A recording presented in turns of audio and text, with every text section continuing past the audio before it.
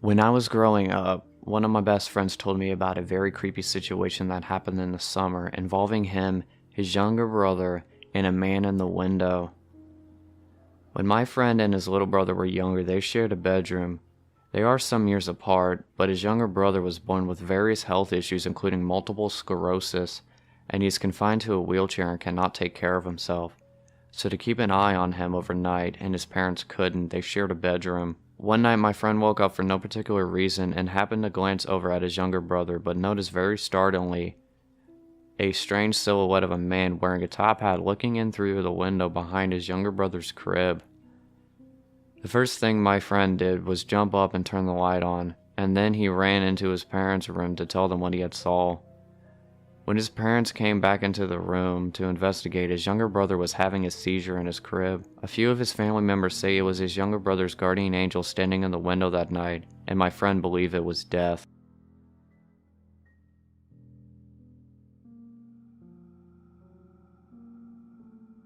I was about 15 minutes away from finishing the night shift at work, and there was a massive crash on one of the windows in the office. So I get up and go check it out. Someone has thrown quite a sizable rock through one of the windows on the front of the building. This is made especially weird because I'm working in the industrial district at 11:30 at night with none of the other businesses open. I get back to my desk and put a quick call to security to let them know, and I decide to go home. As I'm leaving the building, I'm freaking myself out about it more and more, and end up running to my car, hopping in and taking off. I'm almost home and I've started to calm down a bit when I realized I didn't unlock my car before I got in. It had been unlocked the whole time. I do a quick check with my hand in the back seat for any possible murderers that might have been hanging around, but there's nothing there. Fast forward 30 minutes. I've called a friend of mine and he's out drinking, so I decide to join him. I jump on my bike and start riding over. I'm doodling along the road on my bike. It's a nice night and I'm in no big rush, just enjoying the moonlight, when I hear somebody riding behind me. I straighten up and stick to one side of the road. He passes me real slowly. When he's right beside me, he shoots me a smile,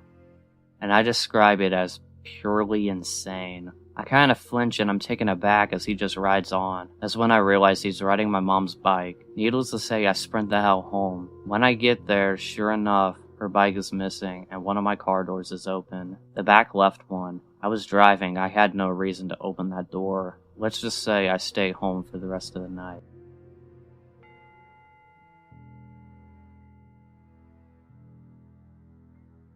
I was about 4 or 5 years old and my parents had just separated. My mom was living in a 2-bedroom apartment. I had my own room, but I preferred to sleep with her in her bed whenever I was staying with her. Our 2 bedrooms were at the end of the hallway, directly across from each other. Our apartment was on the first floor, and I remember that it was in the middle of the summer, and my mom had a window open in her room, which was directly behind the bed, above the headboard. Anyways, I woke up in the middle of the night, and I remember sitting up and seeing that our cat was sitting in the door frame of my mom's room. Her door was open, and you could partially see into my room. This was strange because our cat was typically always in bed with us. As I was watching him, he walked into my bedroom and meowed. I turned to face my mom and wake her up, and in the 3 or 4 seconds it took to wake her up and ask me what was wrong, we both looked back up at the door frame, and there was a man standing by my open door, making his way out of my bedroom. I still don't know how she managed to do it so quickly, but my mom proceeded to pick me up and literally throw me out of the open window. Again, we were on the first floor and it was maybe a 3-foot drop to the ground. She quickly followed and we were able to start screaming for help and somebody called 911. The police came but didn't see any signs of entry, only that our front door was unlocked, which led them to believe the man had exited that way. The strange thing was that my mom swore up and down that she had locked the deadbolt last night, and about a week later she was cleaning the kitchen and opened up our water heater closet and found a notebook with names and drawings, as well as a pair of gloves and some gum wrappers. The police were called again, but all they could speculate that the man had been in our house and hid until we were asleep.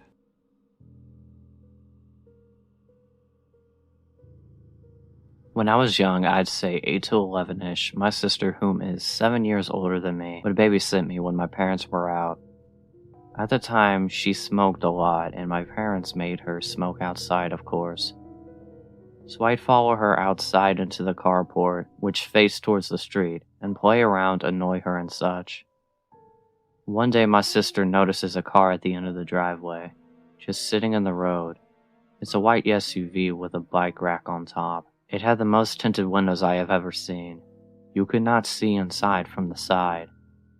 It sat there until she went inside, and then it would drive to the end of the road and sit by the church parking lot and wait until she'd come out again for another smoke, and it would repeat this. Odd, but my sister is a brave lady and kinda just ignored it. That is, until the next day, while my parents were out again and it showed up again. It would just sit at the end of the driveway and just watch. I don't know what the driver was doing, but he was watching my sister. If I didn't go out, I'd watch from the front window and it would just sit there and watch my sister. She told my father, who was a sheriff deputy at the time, and he called the cops and made a complaint. They showed up, looked around, but the SUV was nowhere to be seen. Months went by and nothing. Then one day, a good 9 months after this had all started, and 4 since the last sighting, it was back. It became a regular occurrence again. Another day, my sister was outside doing her nasty habit, and sure enough, here it comes. This time, we were alone as usual, and she decides she's had enough. She tells me to stay in the carport and she was going to confront them. She started walking towards the SUV, and halfway down the driveway, she would later remark to us, I felt utter terror. Like I knew if I went any further, I was dead. I was paralyzed by pure fear. She turned around and went inside. Finally, the family car was in the shop for some kind of issue, so we were all stuck home for the night. While my parents are home, my sister goes outside to smoke. I go outside with her, and eventually the SUV shows up. She told me to run inside and tell my father, and I do. My dad promptly gets his gun and starts briskly walking down the driveway, with it in hand, in the direction of the SUV, but not level towards it. The SUV floored it down the road and peeled out onto the nearby large highway. My dad, being a cop, noted the year and model and distinguishing features. The scariest thing, the license plate had been covered in duct tape. We never saw it again, and my sister kinda shrugs it off now.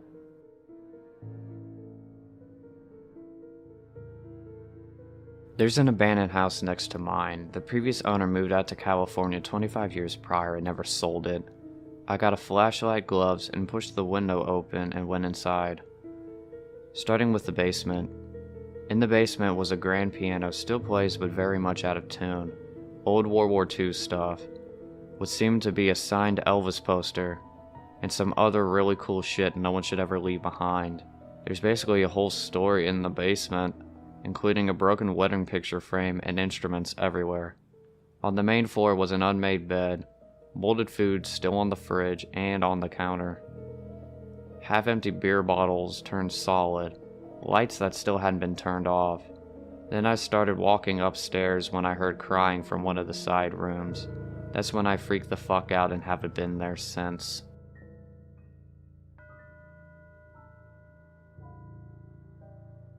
A few years back, I rented an apartment from a friend of mine. He had recently bought it and had it completely renovated. He put it up for sale but couldn't find a buyer, so I offered to rent it in the meantime. After moving in, I realized there was something wrong with the lady next door. She was about 45, but looked much older. She would sit up listening to Christian radio shows and talk loud to someone. It got to the point where I couldn't sleep, so I went over to her place and asked her to keep it down. She opened the door, and I got a quick peek. Her walls all had crosses painted on them in different colors. Words like Jesus and angels scribbled everywhere. The windows were painted black, letting no light in. There was damp, yellow-stained, 50-year-old carpets, dog shit and cockroaches everywhere. No dog, though. I asked her to please keep it down. She just looked at me and shut the door, then turned up the radio louder. The next night, I had my girlfriend staying over. I wake up in the middle of the night and see a shadow of a person sitting next to the bed watching us sleep. I think I'm hallucinating as I usually do in the dark while I'm sleepy, but then the shadow starts talking. It's my neighbor, and she's holding something in her hand. She broke in during the night, and who knows how long she sat there. You should lock your doors at night, she said, and walks out. The next morning, I hear someone making noises below my bedroom window. It's my neighbor talking to herself in tongue. She has a plastic bag in her hand, with a rotting dead dog inside. It's hot as hell outside, and I can smell death from that bag. At this point, I'm scared shitless. She's obviously insane. I go upstairs and knock on another person's door and ask him what the hell was going on. The guy's as scared as me. Apparently, she broke into his apartment one evening while he was watching TV with his kids. He got up from the couch to get a snack, only to find her behind his couch, staring at him holding a power drill. Come to think of it, that's what she had in her hand. This stage in, I'm basically shitting myself. I call the cops and they already know about her. Apparently she's a violent schizophrenic and hasn't taken her meds, but they can't force her or enter her apartment without her permission because she owns it. The only thing they can do is get her while she's outside. I stay up for the next 2 days, waiting for her to run out of cigarettes. When I hear her leave at 2 a.m. to go across the road to the 7-Eleven, I call the cops. They have 3 cars and a special van over in less than 2 minutes. They restrain her and throw her in a van and drive off to some institution. And in less than a minute, it's like she was never there. I never see her again. I still have nightmares about her looking at me in my sleep.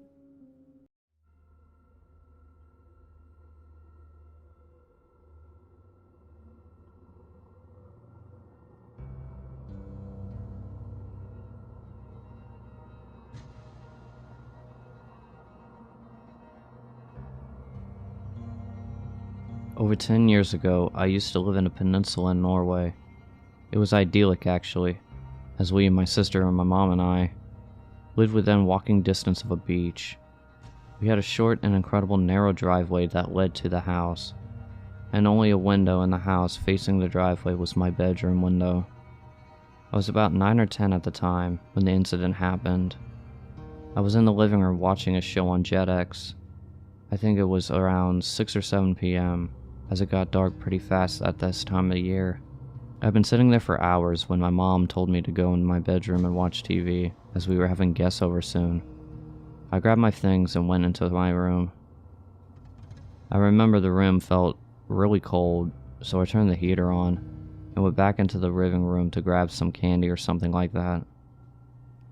On my way out the door, a sudden feeling of dread washed over me, and I had this feeling that someone had been watching me. I don't know how to explain this feeling, but it was as if I subconsciously could see someone outside my window from the corner of my eye, but I didn't really realize it until I grabbed the door handle. I quickly turned around and glanced out the window. Nothing. I felt stupid and brushed it off, as me just being paranoid or dramatic. I got my candy and went back into my room. The first thing I noticed is that my bedroom window had been slightly opened, and I don't remember opening it. I figured maybe my mom did it. Suddenly I heard some sort of scratching from outside my window, and at this time I froze still. I couldn't process what was going on. There was a person outside my window. His face was glued to the glass, and he was holding his hands on each side to get a better look inside my room. As the window was quite far up when standing outside, I could only see his head. For a brief second, I thought maybe it was one of the guests my mom was talking about, but I had never seen him in my entire life. He was just staring at me. I couldn't move, or maybe I could, but I didn't want to. I was just too scared. He looked like he was in his 40s, and I remember him having really dark circles under his eyes. He just stood there for what felt like an eternity, and then suddenly widened his eyes and continued to stare. This scared the crap out of me, and I managed to shout, "Mom!" The man panicked and disappeared quickly. As I was in the middle of telling my mom that the man was standing outside my window, our doorbell rang. My mom answered the door and wouldn't let me out into the hallway to see who it was. I just remembered her looking really uneasy when she came back. A few months later, the same man was arrested and charged with murder, after his neighbor complained about a horrific smell coming from his apartment. The police discovered a decomposing body of a 13-year-old girl in the attic, who had been murdered by him. She was last seen in her bedroom and had been missing for several days. After all these years, my mom told me what the man said at the door. He told her that somebody had ordered takeout and he wanted to check if it was the right address. This being a small peninsula, she recognized him from a small vegetable shop and realized he was lying. She got scared and quickly told him no one had ordered anything. A year later, we moved to the city, and only now I fully understand why. I truly believe that if my mom had not been there, I would not be alive today. Sometimes I feel guilty for the girl's death and wonder if she'd still be alive and well today if I had been taken instead.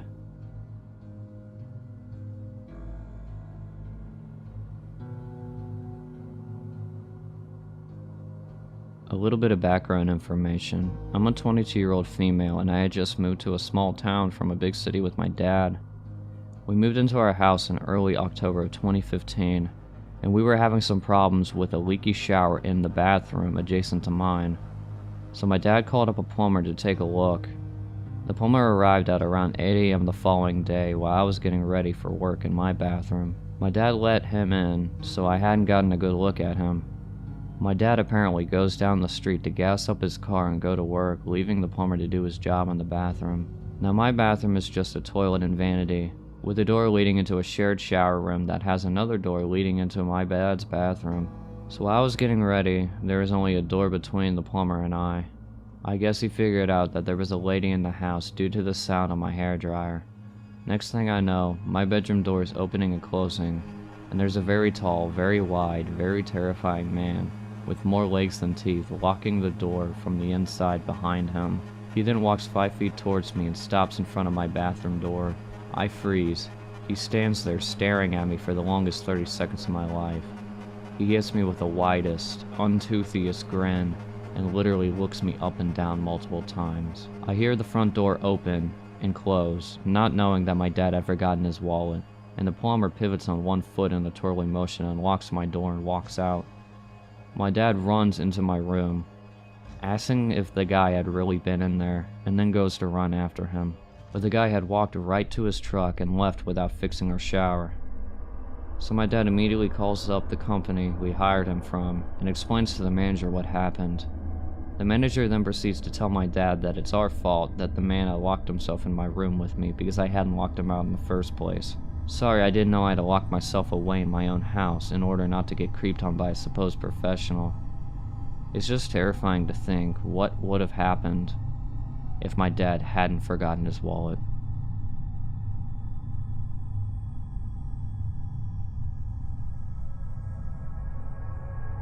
Here's one that happened to my best friends a few months ago. Usually after work, she would get to the train station and drive home, but since I've told her about this Let's Not Meet subreddit, she calls me up as soon as she gets the train and doesn't hang up until she's safely in her car. She kinda just leaves her phone on in her pocket or in her hand and doesn't talk, but it's reassuring of her to have me there with her. A friend calls me earlier than usual, and I happily greet her as I'm clicking away murdering the Thalmor. And then she suddenly says, "Mom, we need to buy some milk. I need it for the birthday cake." And the problem with this sentence is, 1, my friend can't bake for shit, and 2, she's lactose intolerant. Anyway, so I realized that something was obviously wrong, and I asked our floor mates to come with me to the station so we can pick her up when we arrived. I ring her up, and she says, "Yeah, Mom, I know. We might have to get the guys to set it up on the platform. I went to their office this morning. Yeah, it'll be safe for the kids to play on." So my beefcakes and I make our way to the main office, and our friend Power walks with us out of there, and she doesn't speak until we're well and truly away from the station. I make sure to take a bunch of unnecessary turns, and we cruise around the city for a long time to make sure that we're not being followed. She told us that there were a few guys on the carriage that she was on, that they were making her very uneasy. About 3 or 4 guys were sitting in the back of the car and talking, and they were describing my friend in exact detail, right down to the colored nail polish she was wearing, what station she usually got off at, what her car looked like, etc. The plan was to act like she was about to stay on until her stop, but leave right before the door closed on the stop before it. They were speaking German, not very quietly either. My friend grew up speaking 5 languages, one of them being German. She doesn't take trains for a good 3 months following the incident. Not that I blame her. It's a bit dark, but sometimes we theorize of what they were planning on doing. I believe that they might have been a human trafficking ring or something similar. The guy thinks gang rape, and my friend thinks a combination of both. I've always felt a bit silly making my friends invented code sentences with me. or calling them on the way home because I felt like scaring myself silly. I honestly never thought it would come in handy. I'll never stop thanking the subreddit for making me overly cautious. I might have lost my best friend that night, and I'm really grateful that I didn't.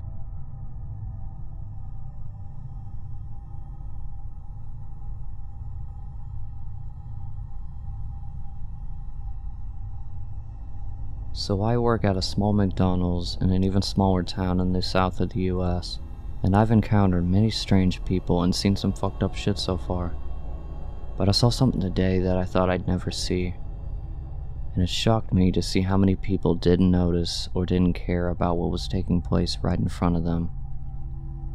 I was working behind the counter at around 7 p.m., and we had lots of people in the lobby, a few children as well. I like kids, so I usually watch them play around in the lobby because they're really cute, but I got distracted by a large amount of customers we had to serve and ignored them for about 15 minutes. I looked back when I heard a man ask in a small voice, almost a whisper, "So how old are you?" I turned around to see this extremely tall man with a shaven head and a red shirt talking to a little girl who looked to be around 5 or 6. He had a little boy around the same age on his shoulders who was giggling. They were beautiful children with blonde hair and blue eyes. I saw that they were happy and the guy seemed friendly, but something in my head was extremely worried. I was immediately suspicious seeing that as these kids weren't his.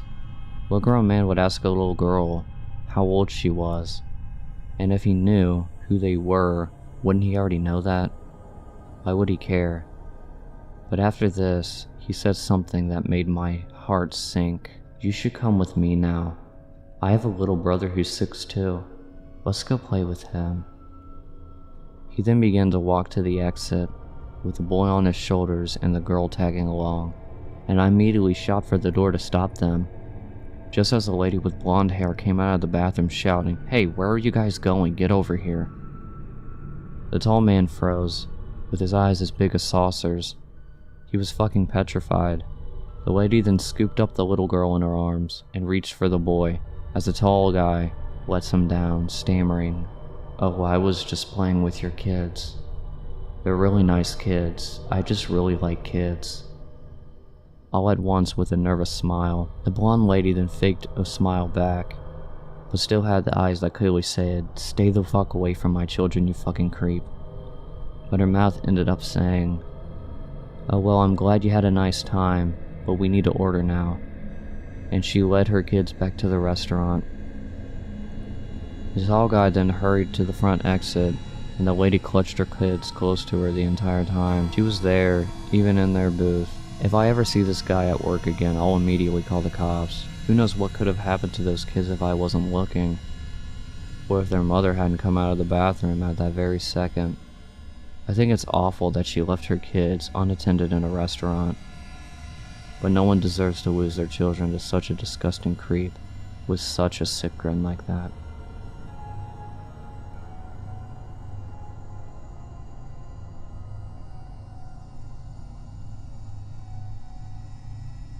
In college a while ago now, I got into a relationship with a guy. He was fine until he quote-unquote found Jesus, and he quickly went crazy, claiming demons spoke to him, trying to buy weapons from some shady friend we had, fantasizing about how he would hurt people and becoming incredibly controlling and physically abusive.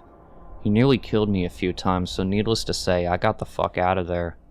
After a few threats and crazy behavior, he finally left me alone for a while, and I thought that was that.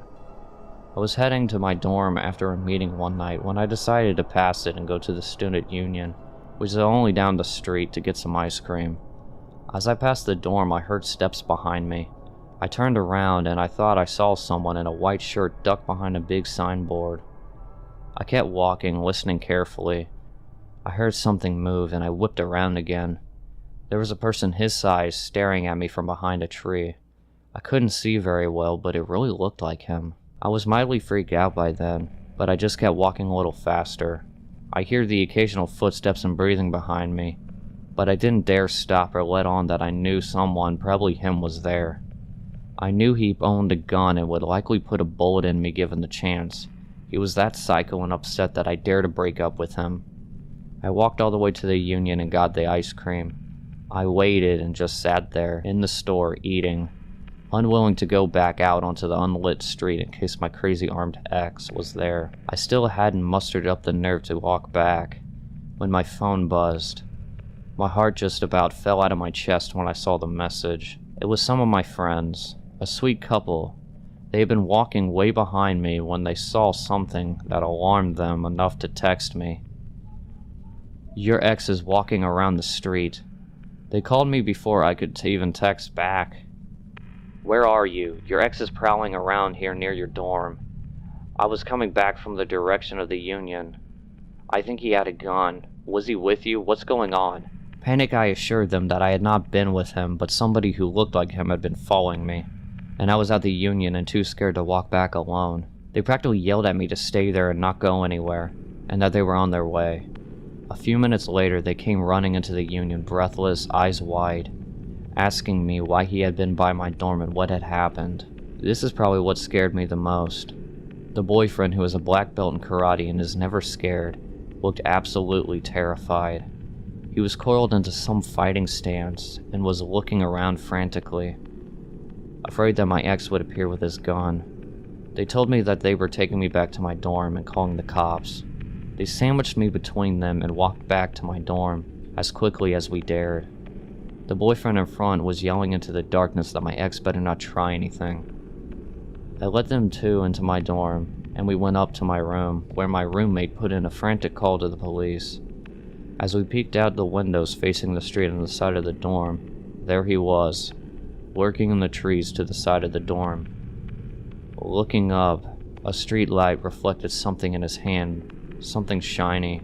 We locked eyes and I saw rage in him that froze me in that moment. I knew he was really going to kill me, and my friends had foiled him. He quickly turned and ran away, through the trees. So we called the police again, and lo and behold, sirens within minutes, and the officers with guns drawn combing the area. They caught him a few hours later, with a .22 in his hand. He confessed that he was indeed going to kill me if he got the chance, but he didn't want to take pot shots at me with my friends there. Apparently, since I broke up with him, I was given over to Satan, and he had the duty to make sure that I died and went to hell. Of course, he went to jail and later to a mental hospital, and I moved out of that dorm a week later. I just couldn't live with that thought that somehow he could break out and come after me again. I got some cop friends to keep an eye on my roommates until they move out too. I was never really the same after that. I was so afraid and paranoid for years and years. Nowadays I can go out without any fear, but I still have nightmares about him staring at me through the trees, gun in hand, and rage in his eyes.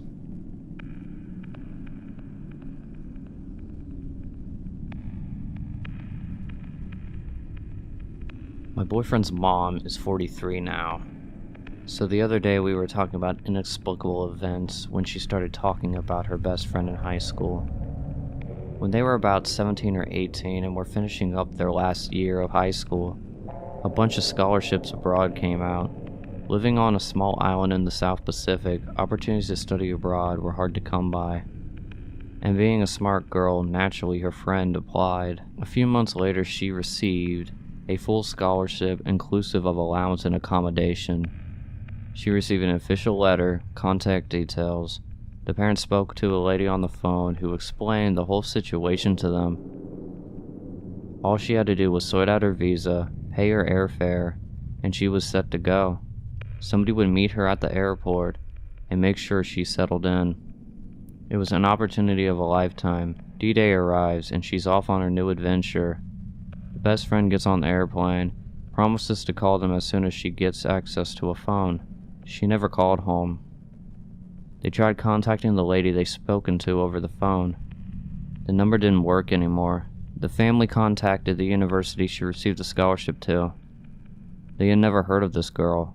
She wasn't enrolled in any classes. There weren't any scholarships available for this country. And that was the last anyone has ever heard from her.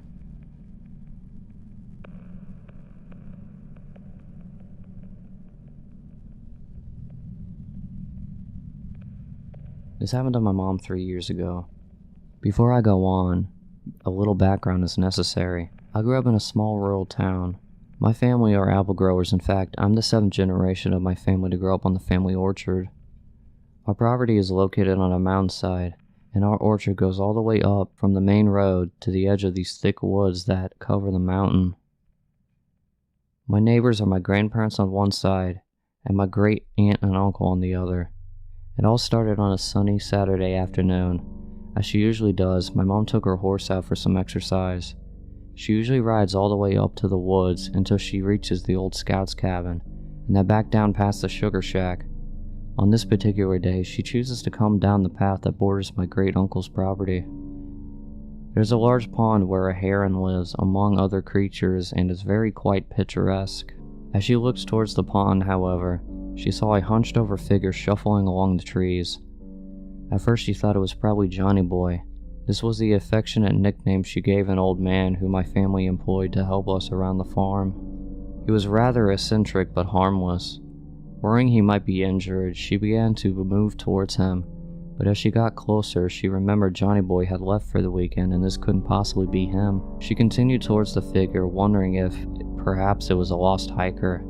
That's when the figure emerged from the trees onto the path. It was a young man, but it was hard to give him an age because his face was covered with rags. He was bare-chested and pale-skinned and covered in scratches and sores. My mom yelled out, but he didn't respond. She continued towards him, but then suddenly stopped. In his hand, dragging behind him, was an axe. Around his waist was a rope tied to a duffel bag dragging behind him. She felt very threatened at this point, and the horse had become spooked as well.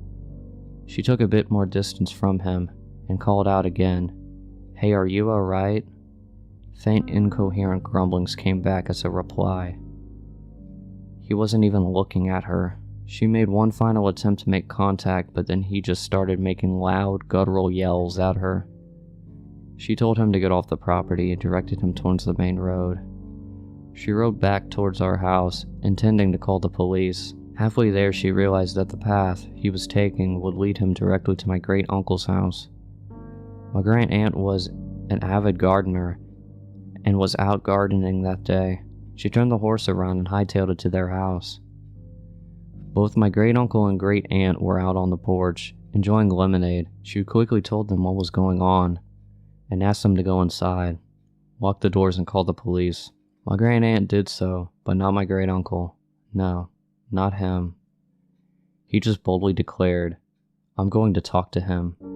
Before my mom could do anything, he was in his truck and driving along the path. He intercepted him halfway up the path. He drove alongside him and rolled the window down. "Are you lost?" he asked. The young man didn't look at him and instead kept shuffling down the path. My great uncle repeated himself, "With Dad, in woods," was all my great uncle could discern from the man's grumblings. "What's your name?" he then asked. "Dad always liked animals. Happy. With animals now. Better," was the man's response.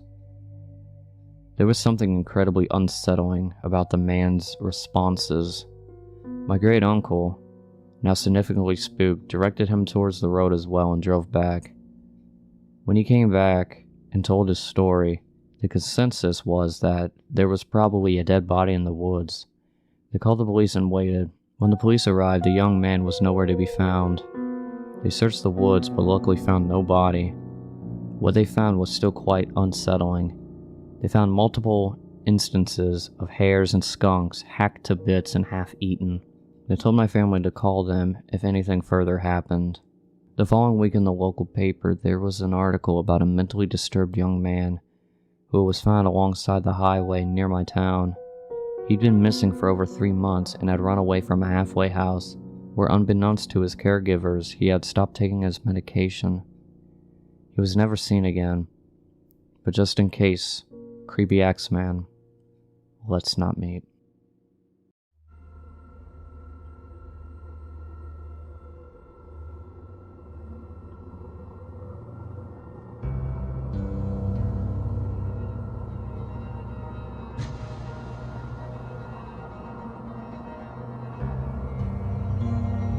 The last time I went for a run after dark, I learned a valuable lesson about listening to your gut.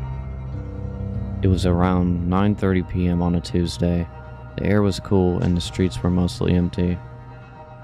I lived in a quiet suburban neighborhood, so I never really worried about safety. My usual routine takes me down a long, tree-lined street that dead ends into a cul-de-sac before I turn back. As I approached the cul-de-sac, I saw a car parked on the very end. It was a dark sedan with its lights off. At first, I didn't think anything about it. Maybe somebody was visiting a friend or just taking a call. But then, as I got closer, I noticed the front door on the driver's side was open. My pace didn't slow, but a quiet alarm bell went off in my head. Suddenly, a man emerged from the car. He was tall, dressed in dark clothing, and he just stood there for a second, silhouetted against the streetlights. My first instinct was to keep running and not make a big deal out of it. It was probably nothing. But then he started walking towards the mouth of the cul-de-sac, exactly where I was heading. My heart started pounding. He wasn't running or walking with any purpose. He was just kind of ambling, but the hairs on my arms stood up. It was the way he moved, slow and deliberate, and the way he just stared straight ahead, as if he knew exactly where I was. Even though I was still in a good distance, I made a split decision. Instead of running past him and hoping for the best, I veered off my usual path and took a quick left onto a side street I rarely use. I glanced back over my shoulder as usual. Just as I turned the corner, the man stopped.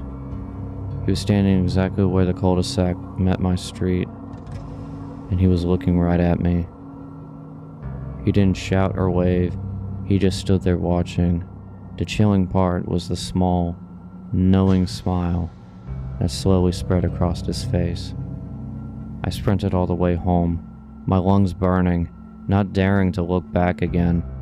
I had no idea who he was or what he wanted, and I never want to find out. I haven't ran that route after dark since. Some people you just want to stay a stranger.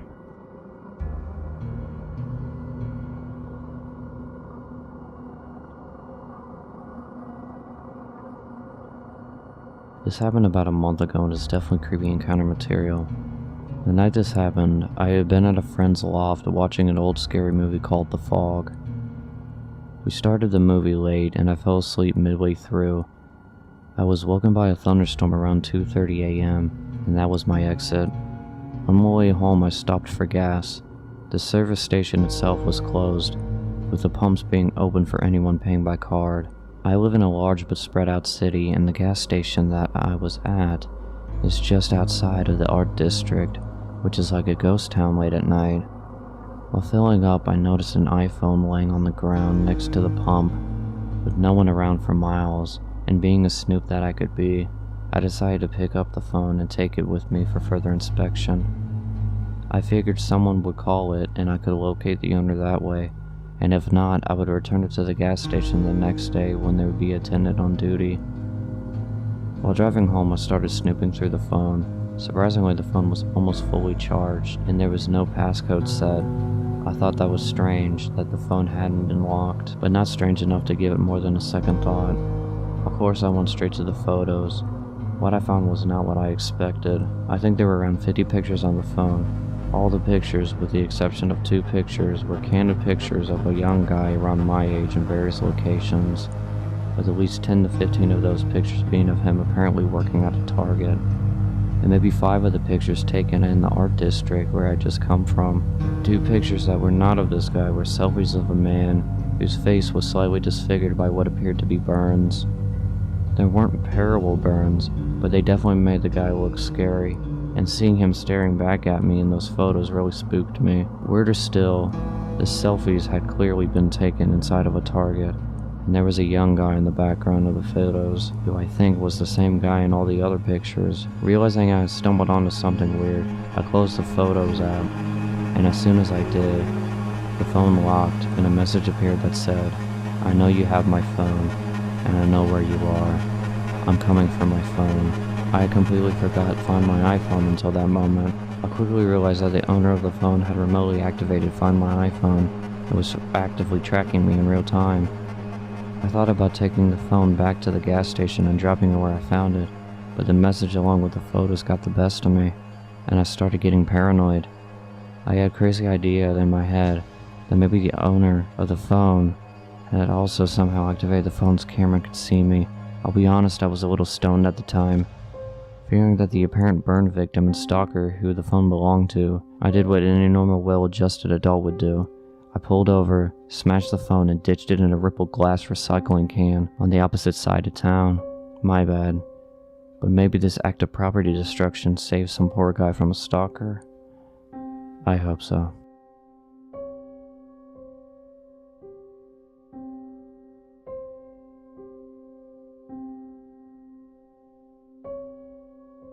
There is an abandoned house next to mine. The previous owner moved out to California 25 years prior and never sold it. I got a flashlight, gloves, and pushed the window open and went inside. Starting with the basement. In the basement there was a grand piano. Still plays, but way much out of tune. Old World War II stuff. Was soon to be a signed Elvis poster. And some other really cool shit no one should ever leave behind. There's basically a whole story in the basement, including a broken wedding picture frame and instruments everywhere. On the main floor was an unmade bed, molded food still in the fridge and on stovetop, half-empty beers turned solid, lights that still hadn't been turned off. Then I started walking upstairs when I heard crying from one of the rooms. That's when I freaked the fuck out and haven't been there since.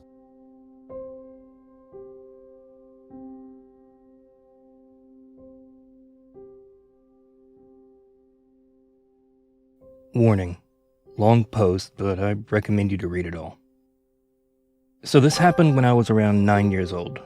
I'm 25 now, and it's something I'll never forget. It gives me goosebumps to this day. I live in a terraced house, 4 houses combined, and my neighbors and I each have our own little patio. There's a small road 10 meters from my yard where people do their Sunday walks and so on. Only a small fence separated my small yard and patio from that road. I live in a pretty crowded area with several of these terraced houses spread around in my neighborhood, so seeing people walking on that road is pretty normal for me. Seeing random people standing on my patio is not. When I was 9, I usually got home from school about an hour before my mom got home from work. I live maybe 50 meters away from school, so my mom figured I was mature enough to be home alone for around an hour before she got home. This one day I got home from school, I did the usual thing, which was to make sure I locked the front door, double-checked that the back door leading to the patio was also locked. I was 9. Being alone was a little scary, even though it was in the middle of the day and only for an hour. I then rushed to my room upstairs to play as much PlayStation as possible before my mom came home and made me do homework. While playing, I heard this noise coming from outside my window. My room was located 1 floor above the patio, with a view to the road I told you about before. It was kind of like the sound of a cat, but my cat had been missing for over 3 months. Hope sparked and I thought, oh my god, did he finally come back? I ran downstairs to check if it was my cat, but the sight that met me gives me goosebumps just writing this. There was a guy standing on my patio. A tall guy with black hair covering half of his eyes, making him look like a male version of the Ring Woman or something. I could hear him making high-pitched sounds, almost like a cat meowing. A brown liquid was running down from his mouth, and I could see him spitting out my dad's stomped cigarettes. He was actually eating from the ashtray. I was frozen observing this. I eventually snapped out of it and screamed so loud that the man must have heard it. He didn't react. He kept on eating from the ashtray. I ran upstairs to my room, locked the door, and called my mom, who then called the cops. I've never been more terrified in my life. Laying in bed under my sheets, shivering with fear as I heard these creepy, high-pitched noises from the guy eating cigarette stomps from the ashtray on my patio. I kind of blacked out for a moment, because the next thing I remember is the police arriving on the road by my yard. I hear them talking to the guy, saying stuff like, "What are you doing?" Or, "Get over here or we will come down and arrest you," and so on. He didn't respond, but the high-pitched sounds were more frequent and louder. I decided to look through the window, feeling safe now that the cops were there. I could see 2 police officers standing by the fence, 1 man and a woman. I did not see the creepy man, however, because he was standing directly 1 story under me and my field of view. The police jumped the fence, and I remember hearing the creepy guy screaming louder than anything I've heard before. He charged the female police officer with full force, and he fucking knocked her out cold. The male officer then immediately tased the guy, leaving him shaking on the ground and screaming still. The policeman struggled to keep him on the ground while putting handcuffs on him, but eventually made it. After a while, he managed to wake up the female police officer, who seemed to be badly hurt. He called for backup in an ambulance, and then he sees me standing in the window above him. The expression on my face must have been something else, because he just looked at me and said, "I sure as hell hope you didn't see all that." I started to cry. By this time, neighbors started to arrive, wondering what the hell was going on. One of my neighbors, an elderly woman, made me come down, and she took care of me until my mom came back home. The police took the creepy guy with him in the car and left. Before they left, they promised to come back and talk to us about what had happened. This is where the story takes an unexpected turn. The male police officer came back later that night and sat down with me and my mom to talk. He explained that the guy on my patio was actually diagnosed with severe autism. He had escaped a facility where mentally challenged people lived, located around 5 kilometers from where I live. He explained that the guy had actually been living in my house 5 years ago, but he had been forced to move when his mom, his only caretaker, died. The poor guy probably thought he would find his mom in my house. He missed the routines, and he missed living there with his mom. The police had to move him from the house that time 5 years ago because he was extremely strong. From what I heard, he had extreme tension in his body because of his autism, making his muscles grow stronger and stronger throughout the years. This was the reason he reacted the way he did when the police came this day. Still frightened, I told the police officer that he needed to make sure that this would never happen again. And he promised it wouldn't. After a few sleepless nights, my life got back to normal. The years went by and the guy didn't come back. Until 1 year ago. At this time, my mom and dad had moved out. I bought the house from them, and I'm still living there today. I was enjoying my morning coffee on the patio when I see this random guy stopped on the road by my fence. He just stands there, looking at me. I look at him and give him a nod. And then I hear that high-pitched noise. Holy shit, it's him. His hair had turned gray, but the high-pitched sounds made me realize. My heart started racing, and I instantly remembered the reason why he was back. I realized that he must have managed to escape again. Because I kept my cool a bit longer than when I was 9, I started to realize how sorry I felt for the guy. 16 years later, and he was back to look for his mom. I decided to carefully ask him if he wanted to come down to the patio. He instantly jumped the fence, and I started to think he would knock me out like he did the police officer. He didn't. He smiled. He looked at me and smiled.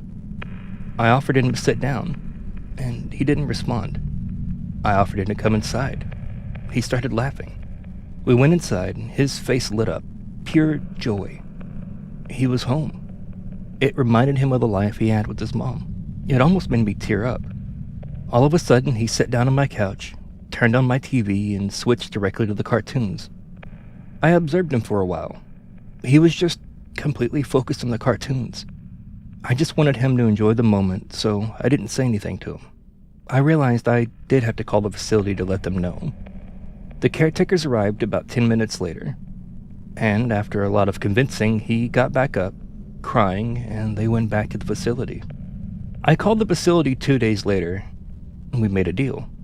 His name is Tom, and I now consider Tom my friend. Every Sunday, from the day he returned, Tom and his caretakers visit me to watch cartoons. They say it's the highlight of his week. It makes my heart warm. Now, for several years, my thoughts were, let's not meet, guy on my patio eating from the ashtray. Now, my thoughts are, Let's meet every Sunday to watch cartoons. My friend Tom.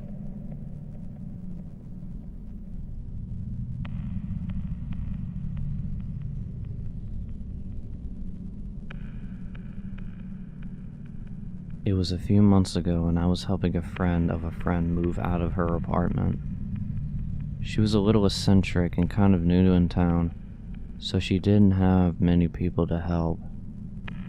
The apartment was on the 3rd floor of an old building and the elevator was broken, so it was just us and a few other people hauling boxes and furniture down the stairs. Around noon, we were taking a quick break on the landing of the 2nd floor. That's when I saw him. He was standing at the bottom of the stairs, tall, thin man, with a gaunt face and a faded blue jacket. He was just staring, not at any of us in particular, but just sort of up the staircase with a blank, unwavering expression. It was unsettling. We tried to ignore him, figuring he was a resident, but he didn't move. He just stood there like a statue. After a few minutes, we went back to work. I was carrying a small box of kitchen stuff, and as I walked past him, I said, "How's it going?" He didn't respond. He didn't even blink. He just stared past me like I wasn't there.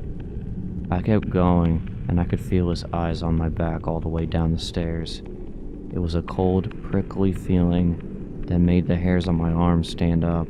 We went the rest of the day moving things, and every time I went back to the 1st floor, he was still there. He never moved, never changed his expression. He just stood at the bottom of the stairs staring up. We even saw a few other residents walk past him, and they didn't seem to notice him either. It was the weirdest thing. Finally, we got the last of our stuff and loaded it into the truck. It was getting dark and everyone was tired. We were all standing around the truck saying our goodbyes when I saw him again. He was walking down the street on the other side of the road heading in our direction, but he wasn't looking at us. He was staring at the apartment building with that same unnerving blank stare. As he got closer, I noticed he was carrying something. It was a small black object. At first I couldn't make out what it was, but as I got closer, I saw it. It was a pair of binoculars. My heart was pounding in my chest. He stopped right across the street from us, raised the binoculars to his eyes, and looked at the 3rd floor window of the apartment we had just moved out of. He just stood there for a few seconds motionless, before slowly lowering the binoculars and walking away. We all stood there in stunned silence, watching him go. We didn't say anything. We just looked at each other, and the fear in our eyes was mutual. The fact that he was standing there all day, just watching us and waiting, and then had binoculars to spy on our apartment, it was a chilling thought. We didn't know who he was, or what he wanted. We didn't ask her if she knew him, because we didn't want to freak her more out than she already was. We just got in our cars and left. I don't know if he was a stalker or just a weirdo, but I know one thing for sure. I'm glad I didn't meet him.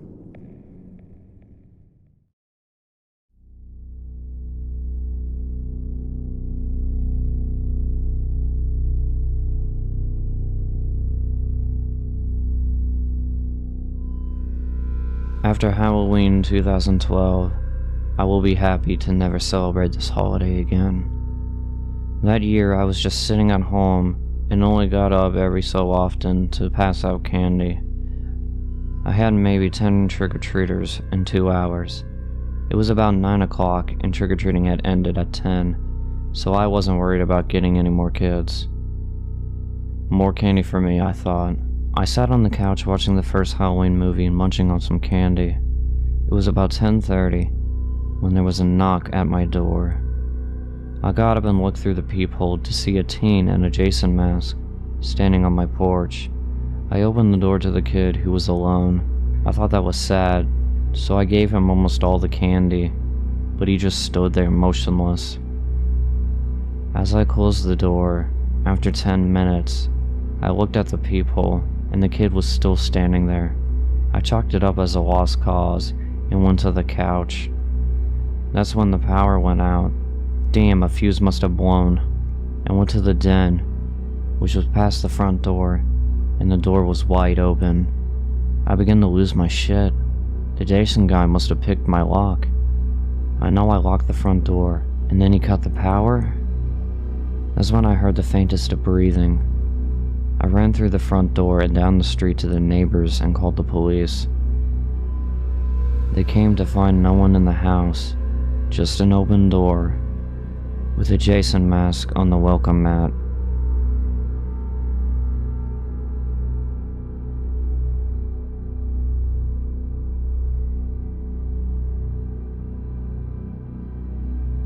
When I was 12 and my younger sister was 10, my dad was in the military and we lived on a military base. It was around Halloween and I was walking to my quote-unquote boyfriend's house to skateboard, i.e. kick flipping and ad nauseum in his parking lot, and think that we were Tony Hawk. Between two of the buildings, I spotted a creeper in a Michael Myers mask. He receded into the shadows when I spotted him. It being right around Halloween, I was like, whatever. I saw him again the next morning whilst waiting for the bus, but the other kids thought I was trying to scare them because he had skunked behind the building and no one else saw him. I was finding it kinda sketchy at this point, but didn't really press the issue. On Halloween, my sister and I went trick-or-treating and saw this guy dressed as Michael Myers following us between the houses all night. We never acknowledged him and avoided the shadows.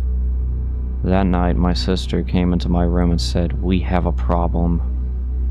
I went to her room and saw the Michael Myers creep was standing out in our backyard, staring up at her window. We got our parents and he jetted when they got there. A week later, someone tried to kidnap my sister while she was walking to school. I have no idea if it was related, but God, it was unsettling.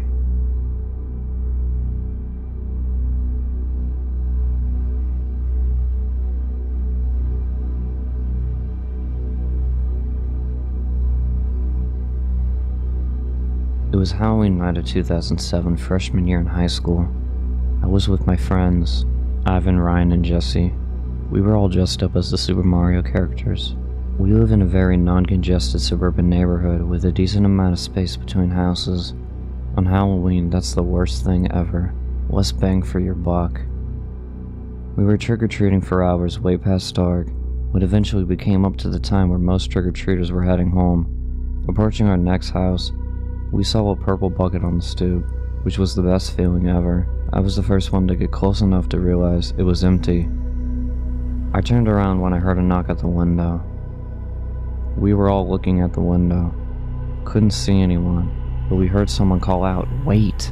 The door opened, and an older man, late 40s, already balding, stepped out. He told us to come inside and he could give us some more candy.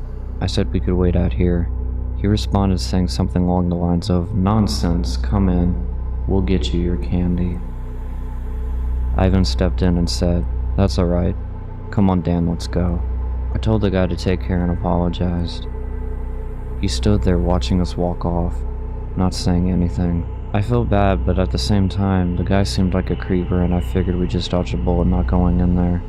If the story ended there, it wouldn't be scary, so of course it didn't end there. We skipped a few houses to get further away and continued with our business. We were walking down close to the nature preserve now, so there weren't many houses around us. I noticed Ryan had stopped walking and I turned around to see what was up. He said he heard someone moving from behind the trees in the preserve. A little ways down the street, me and Ivan picked up on the sound as well. We all stopped. The sound of the footsteps stopped from behind the trees as well. Ivan yelled out to the obvious stalker, "Go away or we were going to beat the shit out of him." A snap in the twig from behind the trees triggered a fight or flight response in all of us. Me, Jesse, and Ryan all ran off. Ivan was first charging to attack, but I quickly followed when he realized we had all taken off. We ran down the dark street, and we all noticed the sound of at least 2 or 3 pairs of footsteps crunching the leaves and twigs in the woods. We banked a hard right down Jesse's street, when we finally came up and ran straight for his backyard, entering his house through the back door. first thing we did was peek out his living room window. We couldn't see anyone. We all had to gather our thoughts and discuss what the hell just went down in his living room, when all of a sudden we heard Jesse's back door slam shut. Jesse dove to turn the lights off. There was a click and a bang from down in the den. It was more than likely his back door. Just then the front door opened and we all screamed like animals. Jesse's mom and his sister came rushing down the stairs. They had all just gotten home from their friend's little house party. Jesse explained what happened, but made it seem less dramatic. Me and Ivan went home after that and called it a night. At 12:30 in the morning, I got a disturbing text message from Jesse. It said it wasn't my mom. I texted back, "What?" He responded quickly saying it wasn't my mom in the backyard. There was a long pause before he really told me that his mom and his sister said they never went in the backyard. He also told his mom everything and she had called the police. They didn't find anything back there, but Jesse did mention the guy who invited us in while trick-or-treating. Nothing ever came of that, and nothing else ever happened at Jesse's house after that one Halloween night.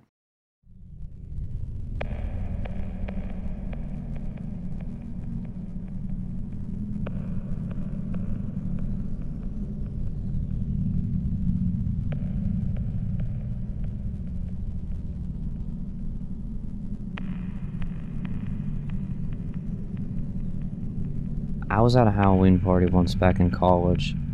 It was at a friend's place with way more people crammed into it than it could comfortably accommodate. The music's blaring in the living room and a group of us are dancing the night away. At one point, some of us are starting to get creeped out by the guy who sat alone on the couch. He's in a full bunny costume, like a massive one that covers his entire body. For the whole time we've been dancing, he hasn't moved. He's just been staring at us. They gave it a few more minutes, and he's still staring in our direction. I go over to the host and ask him, "Who's in the bunny costume over there?" He says that he's not sure, but apparently the guy's been sitting there for the past couple hours just staring at everyone who's been dancing, and he hasn't moved the entire time. People have apparently gone over to talk to him, but he's just ignored them and was being very antisocial. Eventually the host goes over to talk to the guy again. He doesn't respond, just keeps staring off into the dance floor. The host gives him a poke, no response again. Not knowing who he was trying to talk to, the host forcefully takes off the guy's bunny mask. It's some guy I had never seen before. One of the host's roommate's best friends. He's deathly pale, and there is some type of white foamy substance around his mouth. His eyes are turned back into his head, only the whites showing. Turns out that the guy had overdosed on some bad junk. He'd been dead for the past 2 hours on the couch while everybody was dancing and partying around him. Because of the suit, nobody could tell, not even when his system was shutting down and he was convulsing.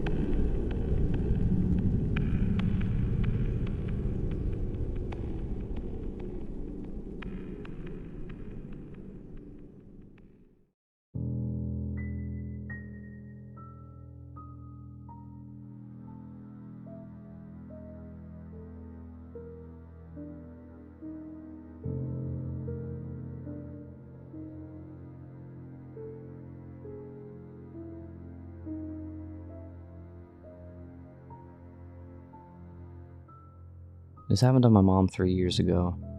Before I go on, a little background is necessary. I grew up in a small rural town.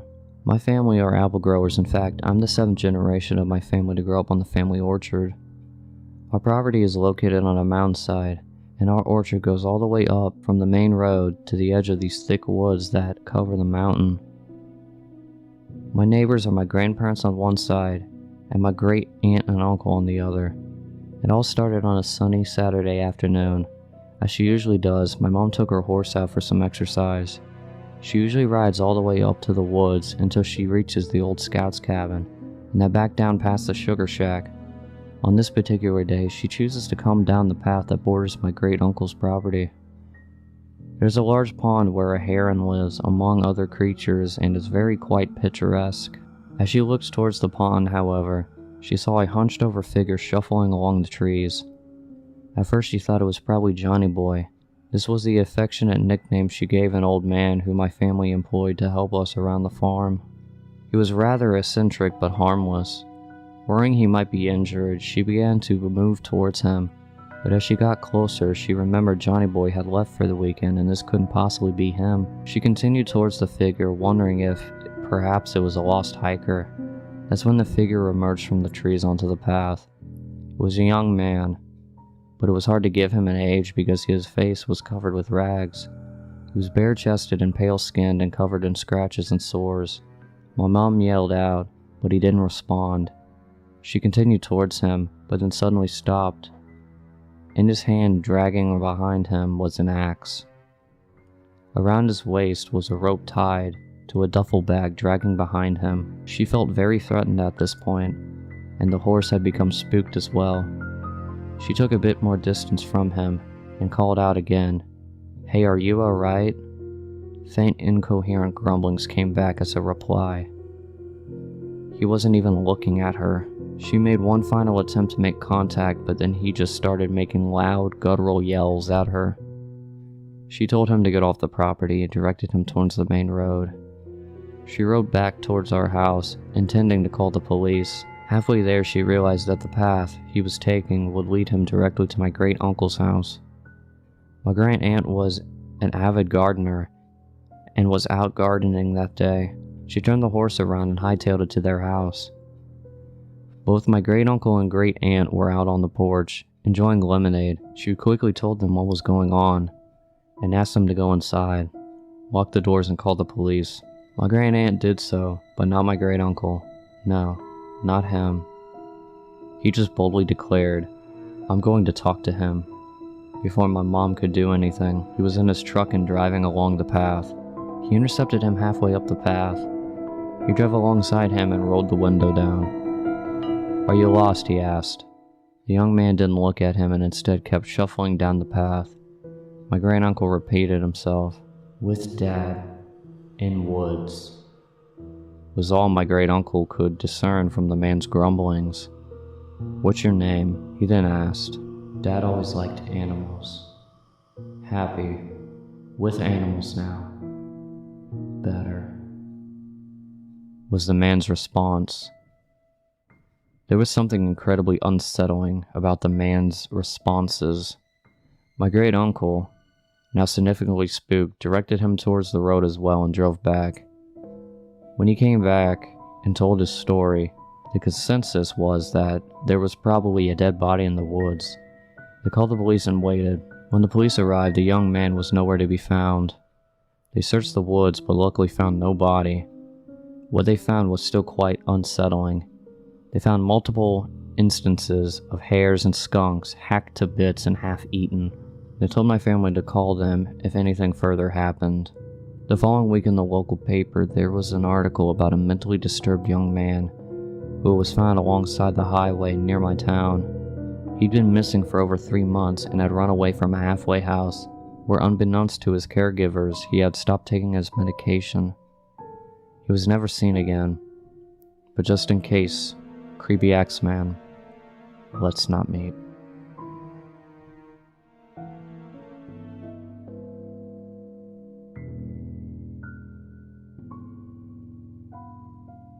Over 10 years ago, I used to live in a peninsula in Norway.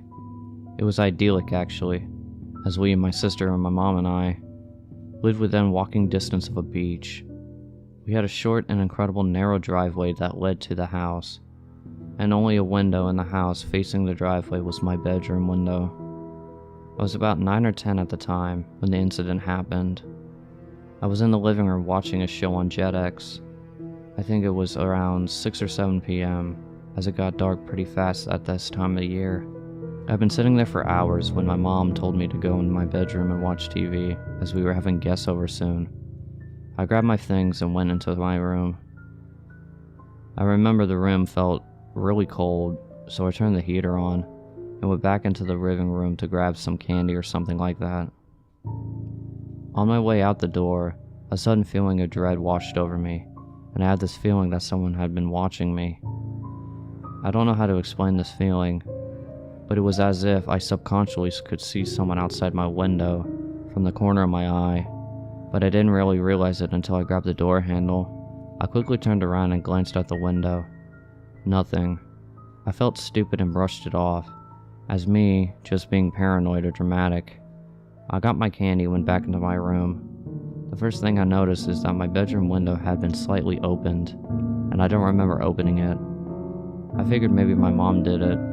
Suddenly I heard some sort of scratching from outside my window, and at this time I froze still. I couldn't process what was going on. There was a person outside my window. His face was glued to the glass, and he was holding his hands on each side to get a better look inside my room. As the window was quite far up when standing outside, I could only see his head. For a brief second, I thought maybe it was one of the guests my mom was talking about, but I had never seen him in my entire life. He was just staring at me. I couldn't move, or maybe I could, but I didn't want to. I was just too scared. He looked like he was in his 40s, and I remember him having really dark circles under his eyes. He just stood there for what felt like an eternity, and then suddenly widened his eyes and continued to stare. This scared the crap out of me, and I managed to shout, "Mom!" The man panicked and disappeared quickly. As I was in the middle of telling my mom that the man was standing outside my window, our doorbell rang. My mom answered the door and wouldn't let me out into the hallway to see who it was. I just remembered her looking really uneasy when she came back. A few months later, the same man was arrested and charged with murder, after his neighbor complained about a horrific smell coming from his apartment. The police discovered a decomposing body of a 13-year-old girl in the attic, who had been murdered by him. She was last seen in her bedroom and had been missing for several days. After all these years, my mom told me what the man said at the door. He told her that somebody had ordered takeout and he wanted to check if it was the right address. This being a small peninsula, she recognized him from a small vegetable shop and realized he was lying. She got scared and quickly told him no one had ordered anything. A year later, we moved to the city, and only now I fully understand why. I truly believe that if my mom had not been there, I would not be alive today. Sometimes I feel guilty for the girl's death and wonder if she'd still be alive and well today if I had been taken instead.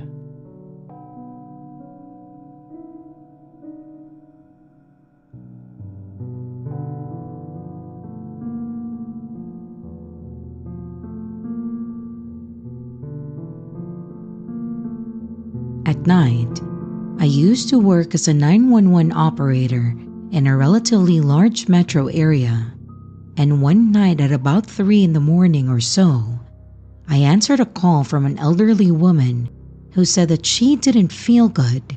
I tried to get more information about what was wrong: chest pain, trouble breathing, headache, is she a diabetic, and so on, and she gave me her address and phone number and said that no one else was home, but that the front of the door was unlocked so they could come right in. I toned the call out as a general illness, and I kept trying to get more details no matter what. I asked what else, I asked about what was wrong, but all she would say was that she did not feel good, and if we could send someone to help her.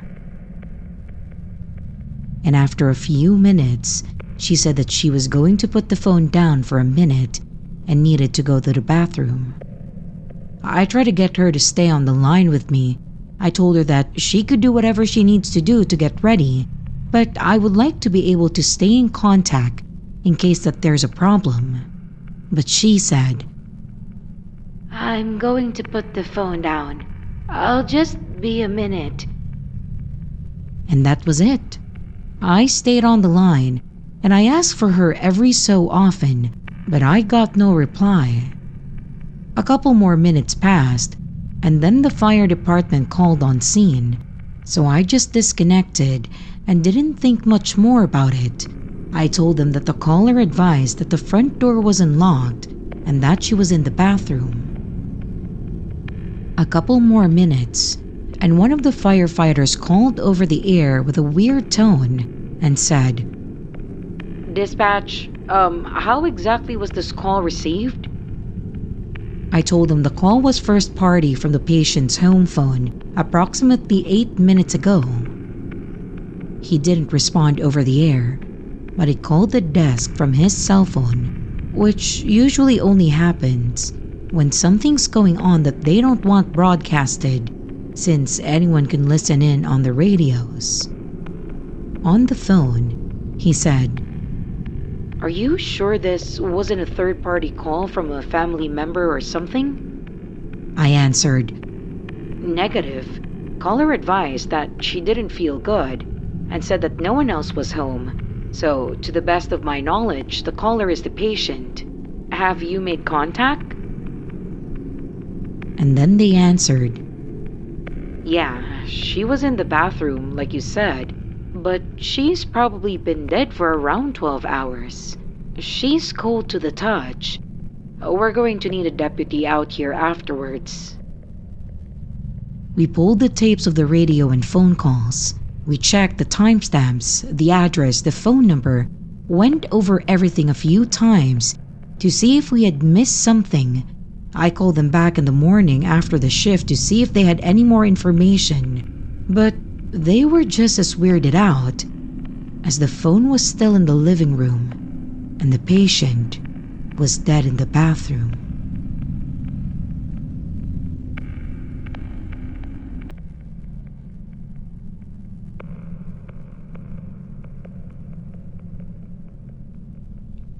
This incident happened to me last year on Halloween.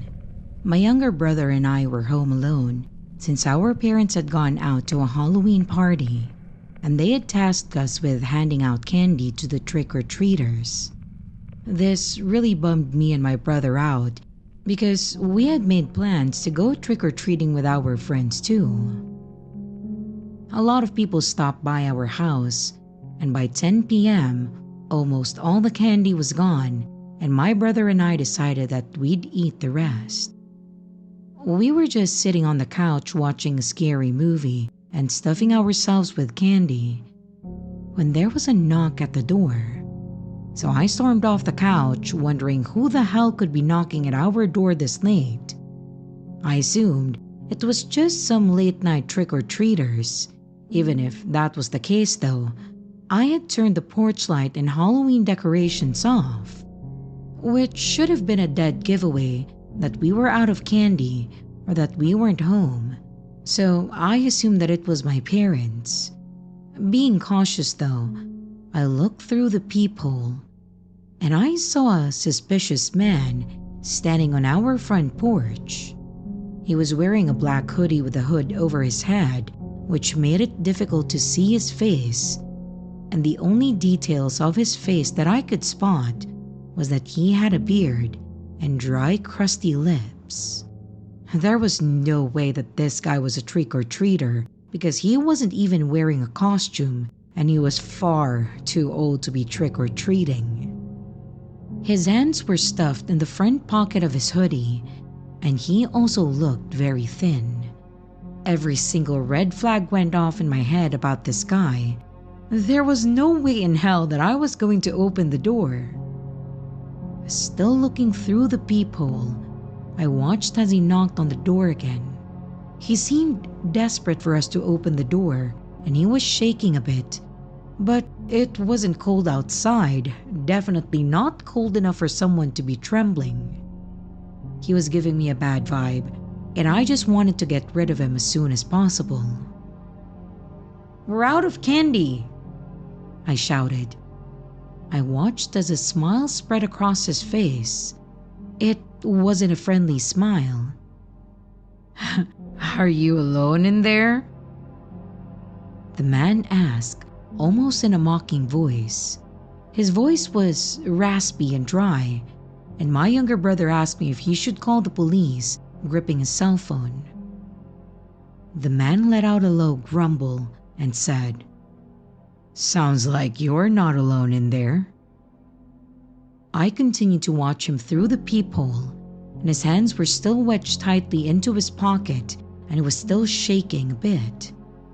And I began to wonder if he was armed. I decided to take action and spoke to him in the most intimidating voice that I could. Get the fuck away from my house or I will call the police.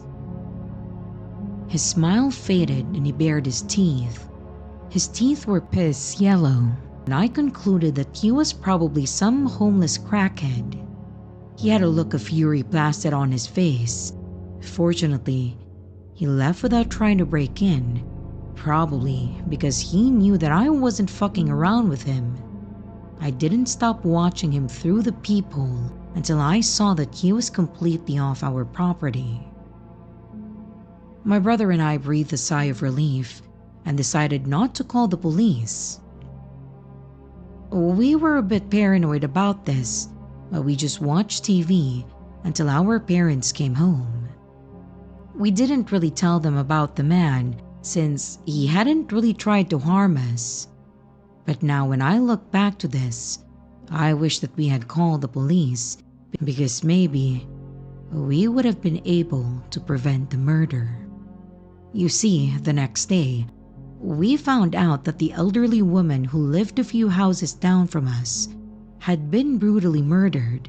Her neighbor had found her lying on her front porch, and she had been stabbed multiple times in the chest and neck. And my brother and I immediately knew who had done it. We told the police what we knew, but they couldn't do much from the information that we had given them since we hadn't seen many details of his face. They went on the hunt for the man, but they never caught him. I blame myself for that poor old lady's murder because I could have prevented it from happening just by calling the police. I think the most disturbing thing of all of this is the fact that he didn't take anything from the lady's house. Her house had been left untouched, but he could have gone in and taken what he wanted since her door was wide open.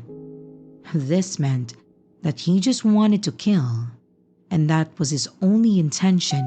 He didn't want money or jewelry. He only had the urge to murder.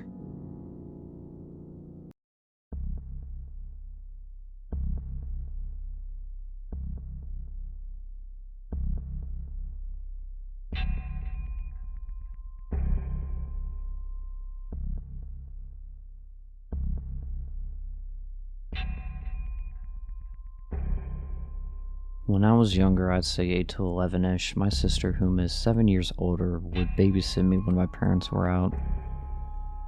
At the time, she smoked a lot, and my parents would make her smoke outside, of course. So I'd follow her outside into the carport, which faced the street, and play around, annoy her and such. One day, my sister notices a car at the end of the driveway, just sitting in the road. It's a white SUV with a bike rack on top. It has the most tinted windows I have ever seen. You could not see inside the car from the side. It just sat there until she went inside. Then would drive at the end of the road and sit in the church parking lot and wait. Wait until she came outside for another smoke. And it would repeat this. Odd, but my sister is a brave lady and just kind of ignored it. That is until the next day while my parents were out again, and it showed up.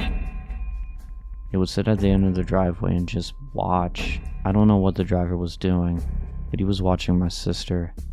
If I didn't go out, I'd watch from the front window and he would just sit there and watch my sister. She told my dad, who was a sheriff deputy at the time, and he called the cops and made a complaint. They showed up and looked around, but the SUV was nowhere to be seen. Months went by and nothing.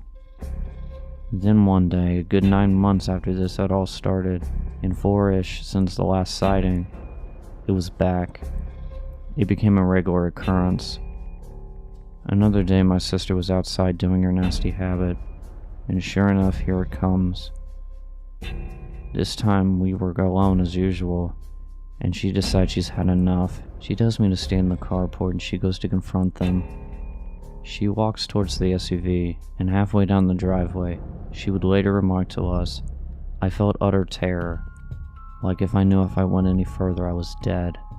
I was paralyzed by pure fear." She turned around and went inside. Finally, the family car was in the shop for some kind of issue, so we were all stuck home for the night. While my parents are home, my sister goes outside to smoke. I go outside with her, and eventually the SUV shows up. She tells me to run inside and tell my dad, and I do. My dad promptly grabs his gun and starts briskly walking down the driveway with it in hand, in the direction of the SUV, but not level towards it. The SUV floored down the street and peeled off onto the main road. My dad, being a cop, noted the year and model and distinguishing features. The scariest thing, the license plate had been covered in duct tape. We never did see it again, and my sister just kind of shrugs it off now.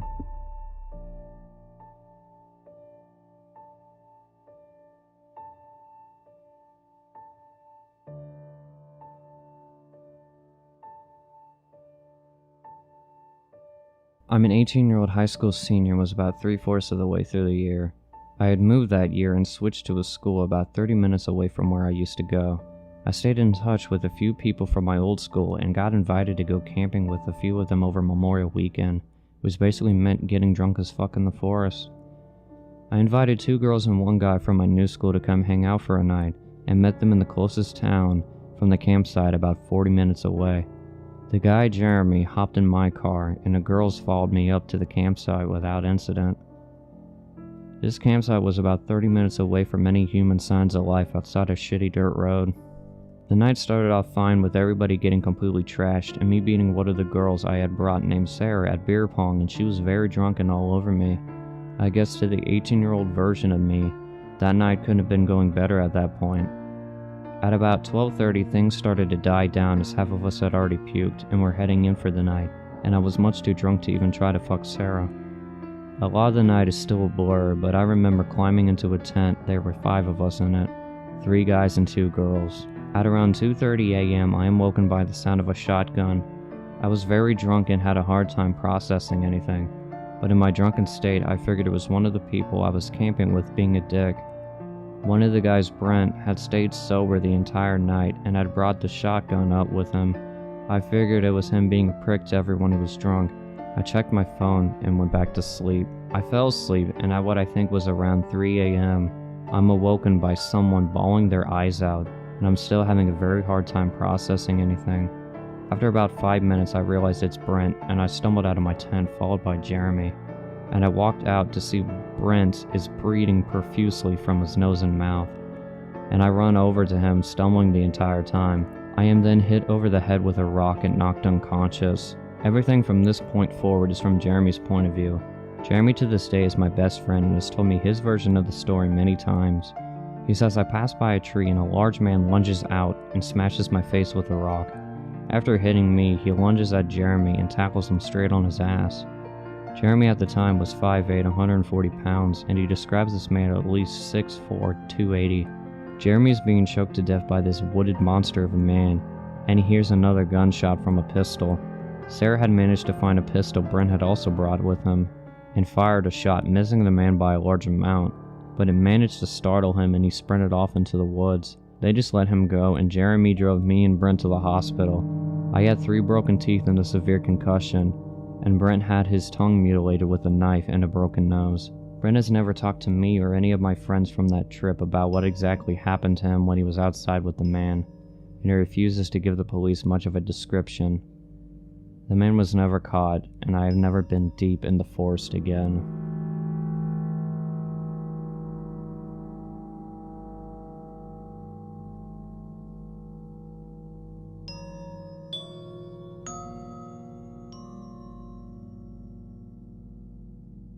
I was looking for a car to buy my son for his 18th birthday. I was searching all the typical car websites, cars.com, eBay Motors. They were all overpriced as expected. Craigslist was the only place to find an actual deal.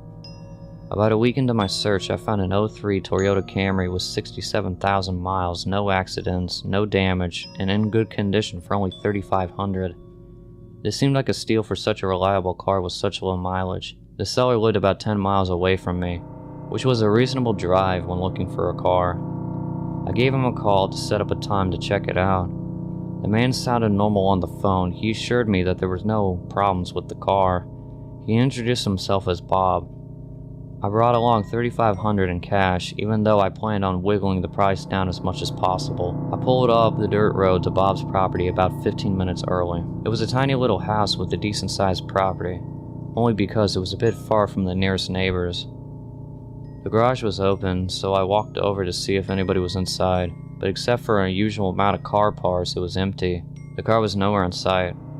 The only car on the property was an old pickup truck. I went over to the front door to check the numbers. The doorbell button was missing, so I knocked on the front door. I knocked for exactly 5 minutes before deciding to give the man a call. So I dialed the numbers and I heard the sound of a cell phone ringing from inside the house. I was extremely confused at this point. Now I knew I had the right house. I didn't understand why, if he was home, why he wasn't answering. I decided to take a peek through one of the windows to see if anybody was inside.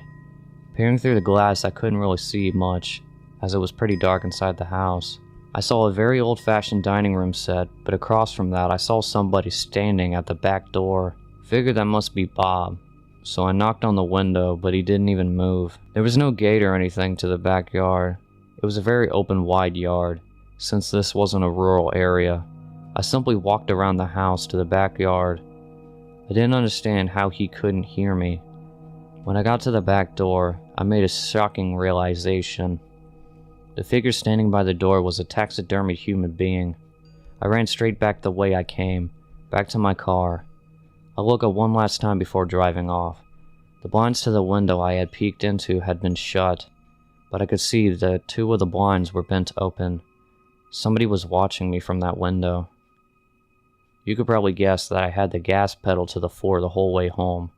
The whole situation still makes no sense. All the car parts, the fact that there was no Toyota Camry, the taxidermy human being. The fact that there was no car leads me to believe that whoever the man wasn't planning on selling me anything, and also leads to the disturbing thought that I was very close to becoming a lifeless statue staring at that man's back door.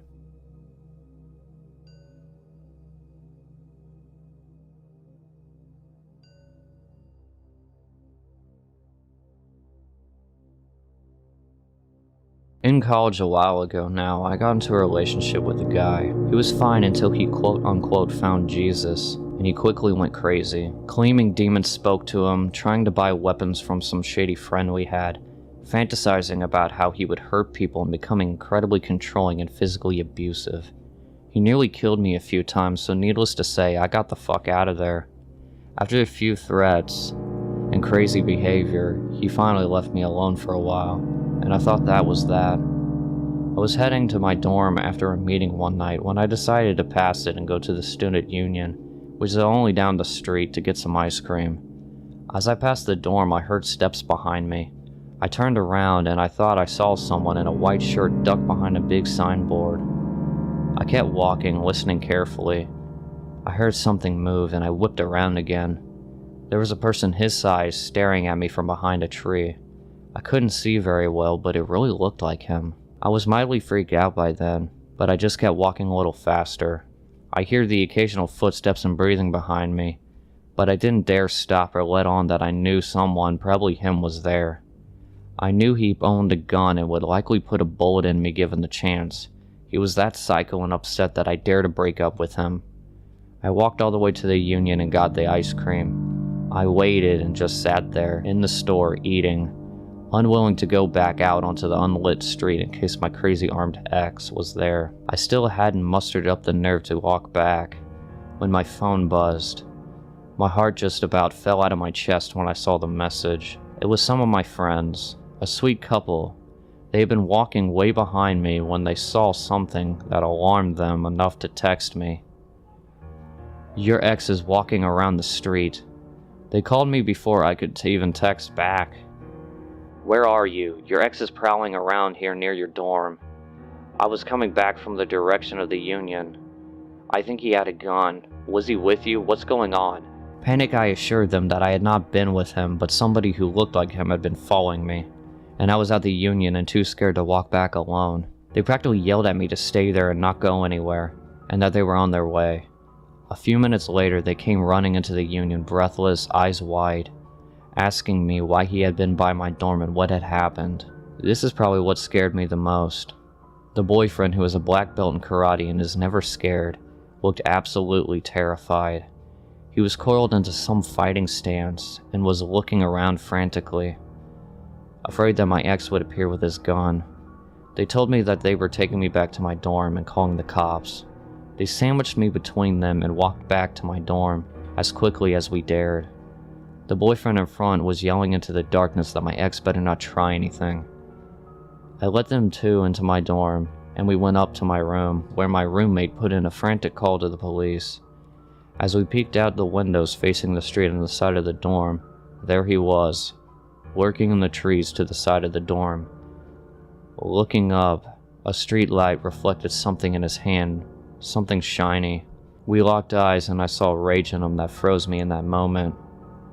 I knew he was really going to kill me, and my friends had foiled him. He quickly turned and ran away through the trees, so we called the police again, and lo and behold, sirens within minutes, and the officers with guns drawn combing the area. They caught him a few hours later, with a .22 in his hand. He confessed that he was indeed going to kill me if he got the chance, but he didn't want to take pot shots at me with my friends there. Apparently, since I broke up with him, I was given over to Satan, and he had the duty to make sure that I died and went to hell. Of course, he went to jail and later to a mental hospital, and I moved out of that dorm a week later. I just couldn't live with that thought that somehow he could break out and come after me again. I got some cop friends to keep an eye on my roommates until they move out too. I was never really the same after that. I was so afraid and paranoid for years and years. Nowadays I can go out without any fear, but I still have nightmares about him staring at me through the trees, gun in hand, and rage in his eyes.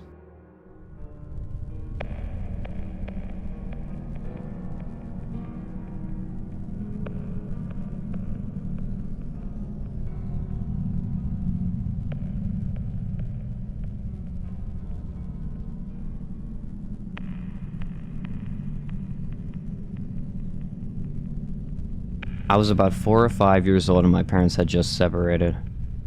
My mother was living in a 2-bedroom apartment. I had my own room, but I preferred to sleep in her bed whenever I was staying with her. Our 2 bedrooms were at the end of the hallway, directly across from each other. Our apartment was on the first floor, and I remember it was in the middle of the summer, and my mom had a window open in her room, which was directly behind her bed, above the headboard. Anyways, I woke up in the middle of the night and remember sitting up and seeing that our cat was sitting in the doorframe of my mom's room. Her door was open and you could partially see into my bedroom. This was strange because our cat was typically always in bed with us. As I was watching him, he walked into my bedroom and meowed. I turned to face my mom and wake her up. In the 3 to 4 seconds it took to wake her up and ask me what was wrong, we both looked back up in the doorframe, and there was a man standing by my open door, making his way out of my bedroom. I still don't know how she managed to do it so quickly, but my mom proceeded to pick me up and literally throw me out of the screen window. Again, we were on the first floor, and it was maybe a 3-foot drop to the ground. She quickly followed, and we were able to start screaming for help, and someone called 911. The police came and didn't see any signs of entry, only that our front door was unlocked, which led them to believe the man had exited that way. The strange thing was that my mom swore up and down that she locked the door that night with deadbolt and chain lock. About a week later, she was cleaning the kitchen and opened up our water heater closet and found a notebook with names and drawings, as well as a pair of gloves and some gum wrappers. The police were called again, but all they could do was speculate that the man had been in our house and hid until we were asleep.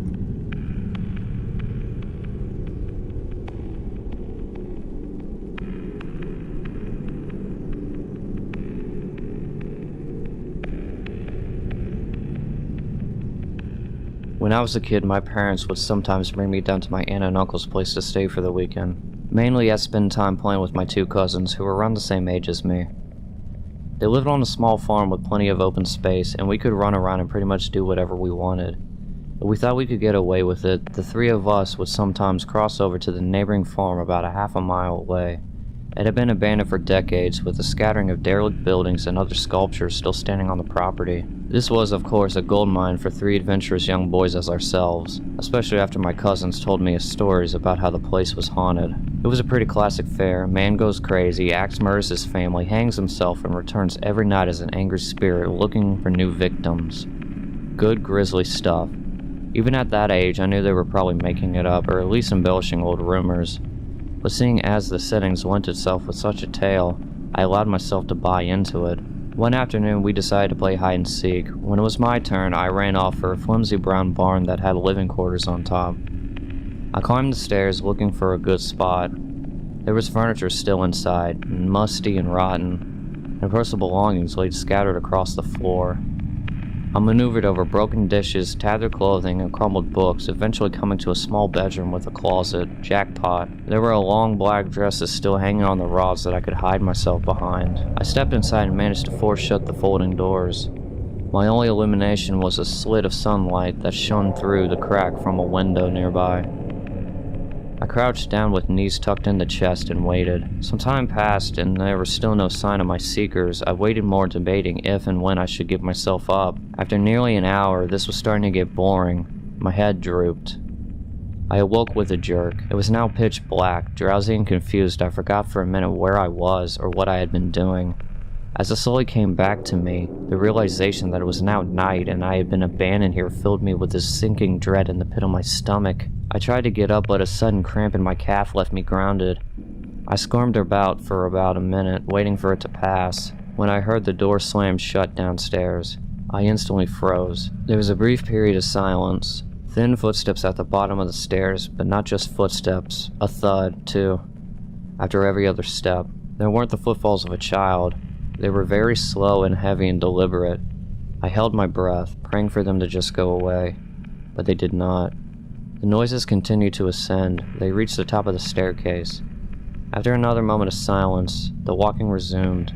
This time it came along with a steady scraping sound, like something heavy being dragged across the floorboards. The footsteps made their way through the debris and wandering aimlessly throughout various rooms. I thought I could smell something faintly putrid. The consistent scraping sent cold shivers coursing through my arms and back. My worst fears were realized when the steps reached the bedroom doorway. They got closer and closer and finally stopped directly in front of the closet door. I couldn't see a thing. After an agonizing pause, they continued on and over to the other side of the room and out of the doorway again. They faded down the hallway. I waited for what seemed like an eternity. There were no more sounds now, and I was trying to build up enough courage to open the door and flee. Few things happened simultaneously just then. I was bombarded with a smell that I could only describe as fresh roadkill.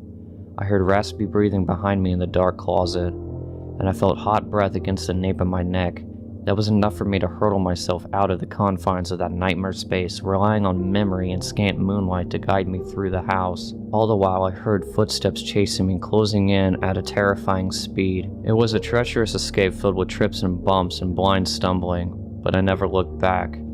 At least not until I bursted out the front doors and into the country night. And when I did, I turned around and saw absolutely nothing. There were no more footsteps and no one was chasing me. That didn't stop me from running, though, all the way back to my aunt and uncle's house. There was a police car in the driveway when I got back, and my parents were there too, worried sick. Everybody demanded to know where I'd been. Apparently when my cousins hadn't found me by the evening, they returned home and told their parents. Eventually the police were called in and informed that they had already scoured every building in the farm. The insinuation that I was lying about my whereabouts didn't go unnoticed, though. None of it made any sense. It wasn't until years later that one of my cousins filled in the final piece of the story. He and his brother had spent hours searching for me like they said, but the part that they didn't tell anyone was that they thought they spotted me in one of the windows of the bedroom I was hiding in. When they got closer, they saw that it wasn't me. A younger boy that none of them recognized was smiling and waving down at them, and gesturing for them to come upstairs. That's when they ran back home. All of this while I slept in the closet.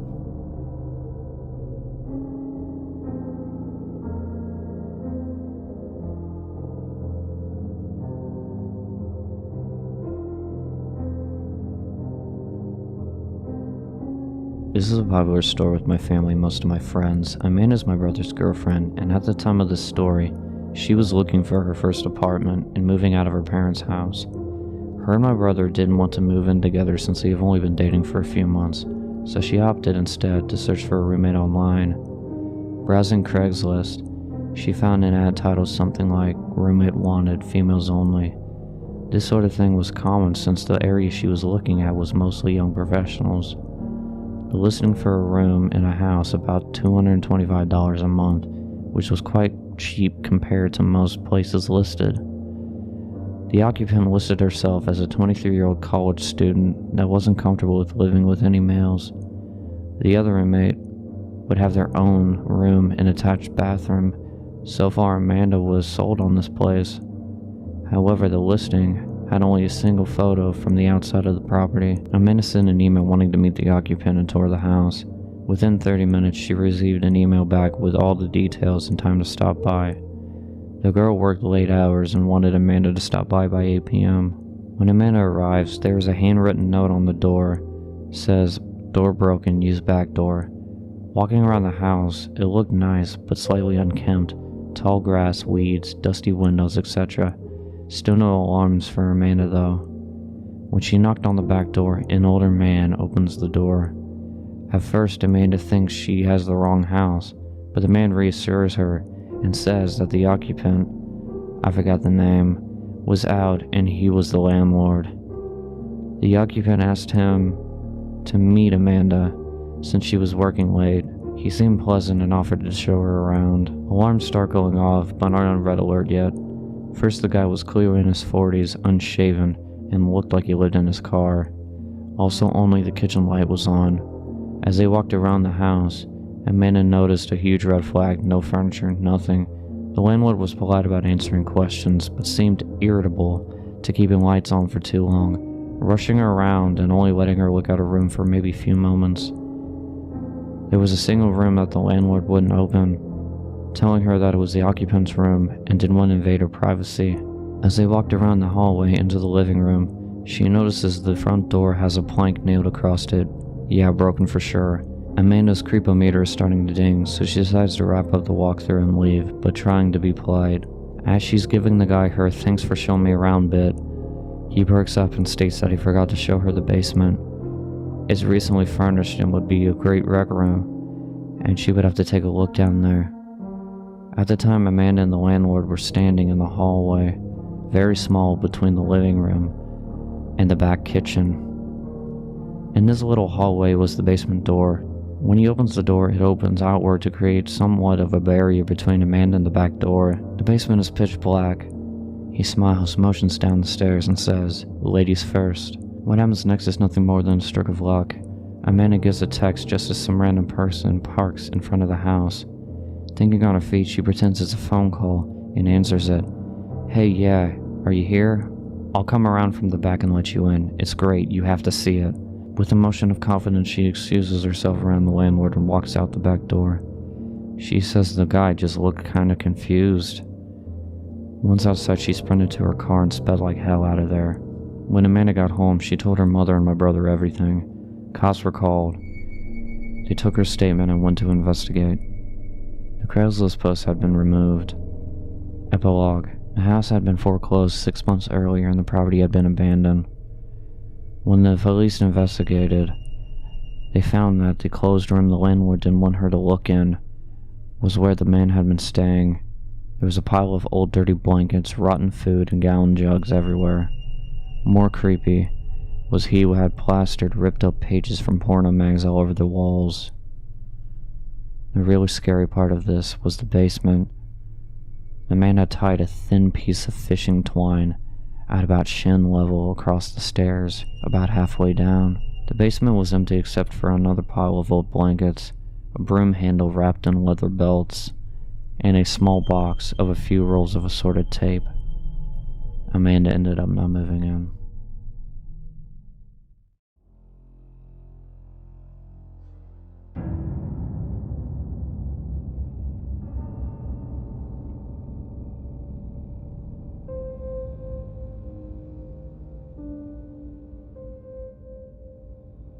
Shortly after high school, some of my friends and I went camping one weekend. We drove into a national park, which had a campground, but we decided to camp outside the ground so we wouldn't have to be worried about making too much noise and disturbing other campers. We set everything up into a nice clearing next to a bushy slope. Get a fire going, the moon comes out, and we crack open some beers. So far, so good. Around 10 p.m., we suddenly hear the sound of people walking downhill through the brush towards our camp. This puts us on guard, but we weren't too concerned because it's a popular park, and we figured it was just other campers making the most of the long weekend. We all keep our eyes strained towards the sound, and soon enough, the people arrive at the bottom of the slope. But they don't cross the tree line into the clearing. They just step in a huddle, and it's hard to make out the details, but it looks like there's about 6 figures. Somewhat oddly, all of them are dressed in white, and the moonlight reflecting off the garments gives them an eerie glow. I can sense my friends are starting to feel nervous as well as I. My friend D tries to escape the tension and calls out to the group in a friendly way. "Hey, how's it going?" They don't reply. D keeps calling out to them stuff like, "We're just enjoying some beers here. It's a beautiful night. What are you up to?" They don't reply. Eventually, one of the figures emerges into the tree line and walks towards us. He stops just beyond the light of our fire and stands there, staring us down. D bows at him for a few seconds with some nervous banter, but the man cuts D off mid-sentence. "How long will you be here for?" he asks, very low and slow, so we can't make out his accent or tone, but he certainly doesn't sound friendly. We were originally going to camp there 2 nights, but I have a bad feeling now for obvious reasons, and I blurt out, "Oh, we're not hanging around, we're leaving tomorrow morning." My friends murmur in agreement, and the guy says nothing. Just stands there, staring down at us. I notice his clothing in more detail now. As I mentioned, they were all white, and the top was some kind of loose, plain baseball jersey, only made from a thin cottonous material. This is odd because that night was fairly cool enough that I can see the man's breath, and he should be freezing. But whatever. He just keeps staring at us, and I hear the others in this group shuffling in their spot behind the tree line. Finally, the man speaks again. "You're leaving tomorrow morning." It's not a question. We all agree, panicking. Yes, we're leaving tomorrow. Apparently satisfied, the man turns away and walks back to his group. They all just start making their way back up the slope. My friends and I say very little until we can't hear the group anymore. And even then, they're totally out of earshot. We speak in nervous whispers. What the hell was that all about? Some people are weird. We tried to chill out, get some music rolling, crack open some beers, but we're shaken up now, and what's more, we can still feel like we're being watched. We think the group must be parked up on the slope somewhere, scoping us out. So much for a fun night out drinking and bullshitting. We're too wound up and end up crawling into the tent where we spent the night, bunkered down like mice hiding from a cat. We get up early and leave immediately. The whole time we're tracking back to the car park, we still feel like we're being trailed. The sensation of being watched never leaves us. Once we're loaded into the car and on the road, we finally relax. Man, that was some freaky shit last night. We go over all of it, kind of excited in a weird way considering all the different theories.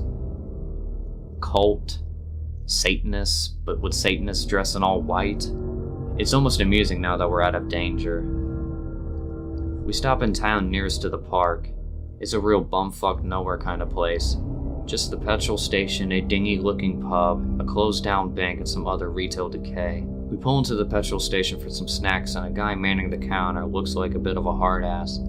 But we chat a bit, and he's friendly enough. We tell him about running into some weird people last night in the park, and he's interested in that. He makes us explain in detail what happened. After he's heard our story, I expect him to laugh it off. Oh, they were just some religious weirdos that camp out there sometimes. But he doesn't laugh. He gets all quiet and narrows his eyes. "You kids were real lucky last night," he says. And that right there is the scariest part, because he's a no bullshit cowboy type, and I can tell he's being deadly serious. We pay for our snacks and drive back to the city, never to return. I've told this story a few times, and others often come up with kooky explanations, that those weird people were ghosts or alien hybrids or aboriginal spirits or something. The white clothes seemed to trip people out. This wasn't that. These were real flesh and blood people we saw. There was nothing paranormal about it. I once came across a similar story in a forum. It happened in the USA, but it was almost exactly the same experience.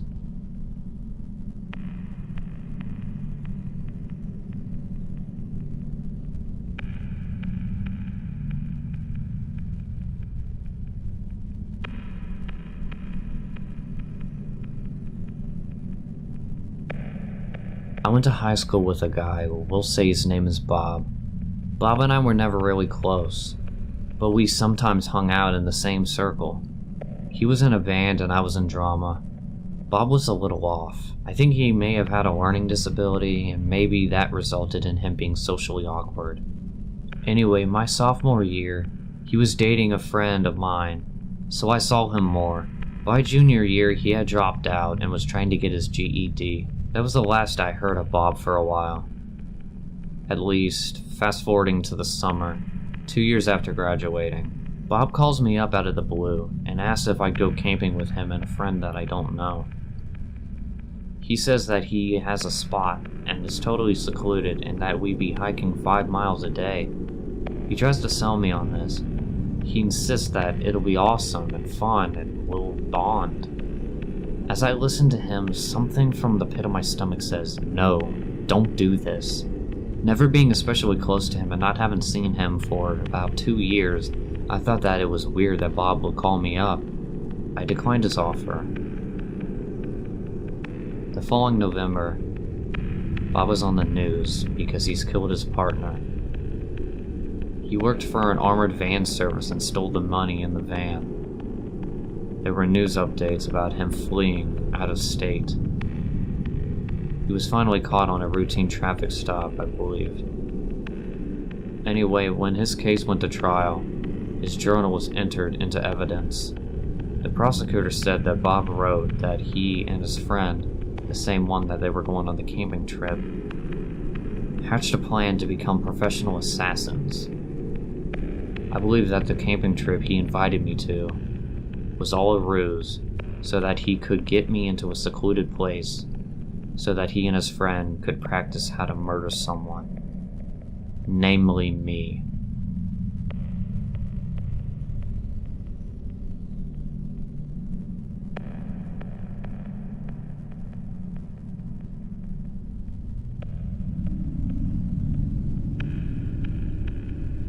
I was about 6 or 7 when my family took a holiday to Disneyland, Florida.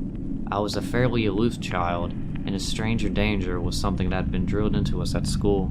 My mom was paranoid about us going off with strangers, and was convinced that I was a target, being a blue-eyed blonde kid. All I wanted was my freedom to run. Nope, from day one, I had a Velcro strap put around my wrist and a blingy cable linking me to my mom, who wore the other end on her wrist. I was effectively on a lead. A week at Disney, on a lead, was hell for me. And probably for my parents too. Nowadays you'd called it ADD, but back then it was just called naughty. If I wasn't trying to undo the strap, I was barking like a dog, howling like a dog, or rolling around on the floor. I was a joy of a child. The last day there, I had calmed down. Well, I was speaking like a human again, rather than a dog. I begged and begged for my parents to let me off the lead, until finally they gave in and said yes, I could take the strap off, but I had to hold one of their hands. Fair deal. All went swimmingly to begin with. I stayed close to my parents, held their hands. As time went by, it became clear I wasn't going to run off. I was allowed moments of freedom. There were so many exciting things to see. All my favorite Disney characters waving, my favorite music playing. We began to cross an open area, which I think was generally towards the exit of the park. I was still hands-free. My attention was firmly fixed on Minnie Mouse, who was ahead of me. When my dad grabbed my hand, I stuck to the rules. The deal was I held my parents' hand. so off we went towards the exit to leave, when my dad started running. I began to run too.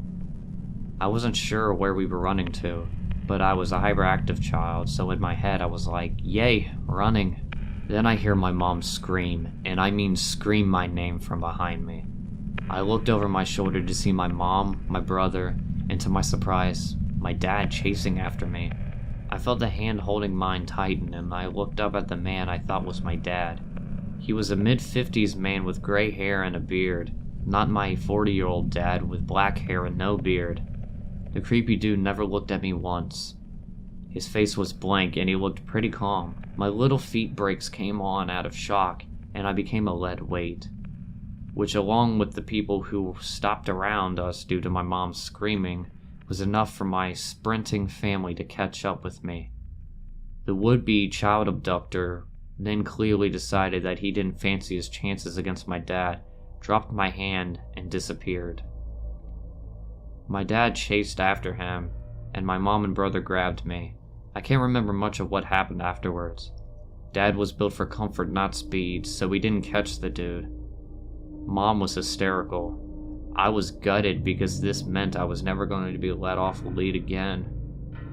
My parents saw the police out there, and they said that there were a number of attempted abductions around the time at the Disney park.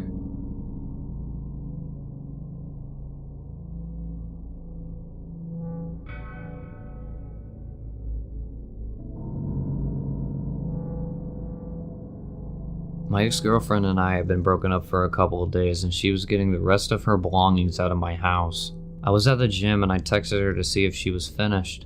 I received a text from her saying that she had, and then I finished lifting and I headed home. I got to my house and all the lights were off except for my porch light.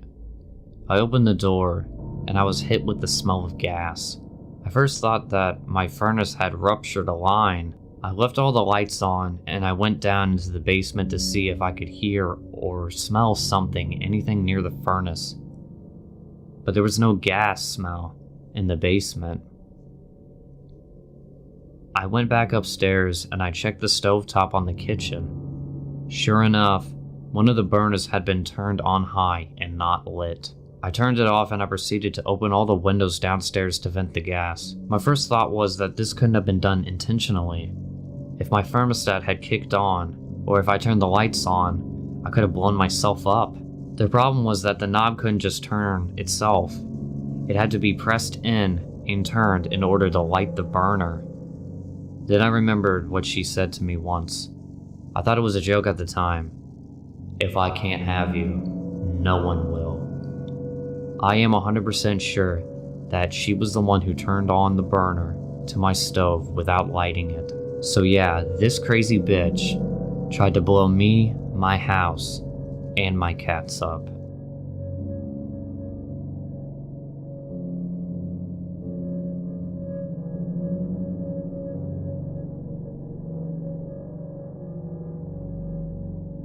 This happened to me when I was a kid. I'm a girl and I was 5 years old when this happened. I grew up with my mom and my stepfather in an apartment in Chicago at the time. My stepfather was a crackhead. I'm pretty certain he used every day. He was a pretty good father considering he was high all the time. I felt way closer to him than my mom. We spent a ton of time together after his morning walks. His habit was really bad. My mother was the only one who worked because he kept getting fired. At the time, my mother had just gotten new furniture, a whole living room set, 2 couches, lamps, end tables, rugs. She even got a brand new TV. She was pretty proud and happy, mainly because she was able to hide enough money away from my stepfather to buy everything. A few days after she bought everything, my mom and I went to Burger King. We came back to the apartment. My mother opened the door and her smile dropped. There was absolutely nothing in the living room. She told me to check my things. My bike, all my video games, my TV, and my clarinet were all gone as well. There were quite other things that were gone from the apartment. You already know who the culprit is. My stepfather. Apparently he owed some people money for drugs. He said he had no choice. He had to either pay up now or it'll be everything that he loves. As you see, his habit was very, very bad. Now to the meat of the story. One day I woke up to my stepfather calling me. It was pretty early. The sun had just started to peek into my room. I got up and I heard him in the kitchen talking to someone frantically. I couldn't hear much because the door was closed, but I remember making out a little bit. He said, "Man, she's beautiful. You won't be disappointed." I slipped on my house shoes trying to figure out who he was talking to. I heard one response, but the voice was very deep, so I couldn't understand what was said. It was strange for someone to be visiting our apartment, and especially strange since it was so early. I was tired, confused, and a bit annoyed at being woken up. I opened my door. From it, I have a straight line to the kitchen. I see my stepfather nervously fidgeting, pacing, and talking. He saw me and said, "Ah, here she is, man." I stood in my doorway and tried to give him the look of, "Who the hell are you talking to?" He motioned for me to come in.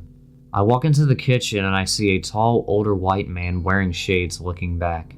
I assume he was in his late 40s, he was balding, had a very short beard, and he was dressed very nicely. My father says, "Here she is. What do you think?" My parents tended to show me off to people, so this wasn't odd to me. The man looked at me, I assume through his shades, and then looked back at my stepfather. My stepfather had the most nervous smile on his face I had ever seen. My stepfather told me to give a twirl. I wasn't going to twirl in front of this strange guy, and definitely not this early. So he forcefully turned me. He held my nightgown taut, so it was fitting against my body, and said, "Not bad, right?" I pushed his hands off me. This was very, very strange now. I didn't understand what was going on, and I knew something was wrong. The entire time the white man said nothing. He just stared at me. My stepfather then told me, "You're going to have to go with him now." I frowned and asked, "Why?" But before I could really start, the white man spoke. He squatted down to my height, smiled, and asked, "How old are you?" Nervously, I said, "I'm 8. "Ah, you're a big girl then. Do you like school?" I replied, "I love school." His conversation and his smile made me feel a little bit more at ease. I looked over the man's shoulder and see my stepfather's now frowning and glaring at me. This scared me. I've never seen him with this look on his face except for suspicious people to warn them not to mess with him. I keep looking back at my stepfather, trying to answer the man's questions, and knowing that I said something wrong by my father's expression.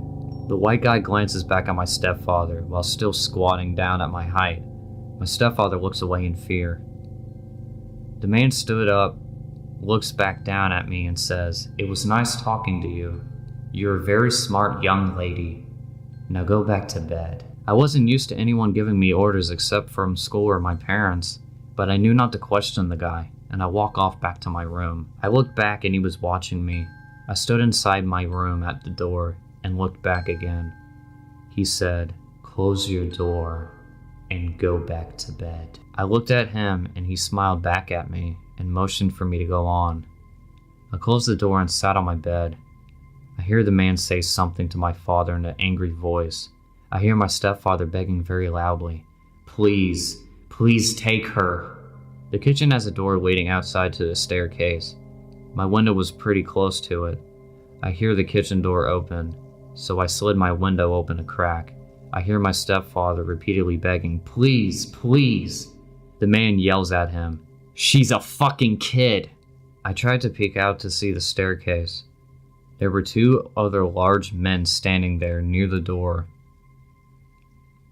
I then presumed the white man punched my stepfather. I couldn't fully see the whole scene, but I heard a thump inside and outside, and I suppose that was from him falling. The white guy and the other 2 men walked down the stairs to a nice black car parked in the alley. I hear the kitchen door close, and soon after, my bedroom door opens. My stepfather is drenched in sweat. He smiles at me sheepishly and casually says to not tell my mom. I just stared at him. He then asked, "Do you want to go to the park?" I said no. He walked away and left the apartment. I sat there trying to put the pieces together. It clicked that my own stepfather was trying to sell me. more than likely to pay off a huge drug debt. Then everything falls into place. The strange, oddly friendly white man considered taking me. Why would he take me? What would he have done with me? Where would I go? What about my mom? Feelings of fear, anger, and sadness flooded over me. I laid there and cried for hours, thinking about how close I was to never seeing my mom again, and that my stepdad had planned to do this to me. My mother leaves him some years later. I still haven't told her about this, afraid she might lose it. I'm 26 years old now, and it's still hard to think about this without crying.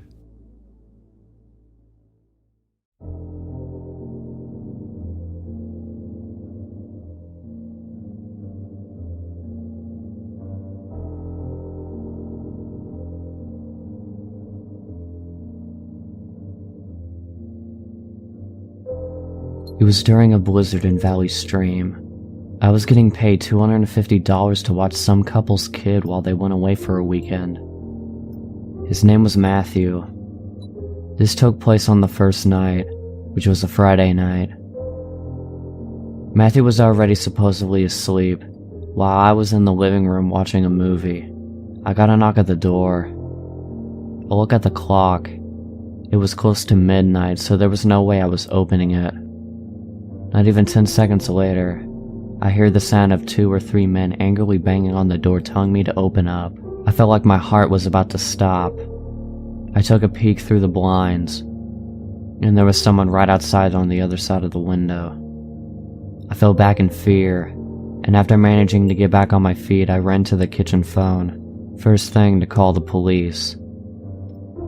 They said because of the weather, it could be a while before an officer gets there. I was told to take the child and hide somewhere until an officer arrived. They wanted to keep me on the line, but I wasn't thinking clearly in the heat of the moment and hung up. However, it wasn't until I ran through the living room that I realized the banging had stopped. I took a second to peek out through one of the living room windows. Nobody was there now. Right then and there, I heard a sound of glass shattering from the other side of the room. My knees started to feel weak, as I just realized they had broken a window and were climbing into the house. I had to run and get Matthew. I couldn't just leave without him. Of course, when I got upstairs, there was no time left to run back downstairs, as I already heard footsteps and laughter coming from downstairs. I covered Matthew's mouth with my hand and ran with him into his toy closet. A few minutes dragged on to what felt like a half an hour as we sat there in the dark closet. Matthew started to squeal as footsteps on the carpet reached outside of his bedroom door. There was more than one person. They came inside. There weren't many places to hide in the room. I was actually reflecting on my whole life, so sure I was going to die. We heard the sound of police sirens outside, even from in the closet, and then I heard one of the men in the room mutter, "Ah, shit." I opened the door back up as I heard 3 pairs of footsteps hurtle rushing down the stairs. They didn't get far, as the police later found their footprints in the backyard, leading into an old shed. There were 5 men in total, and they were all arrested.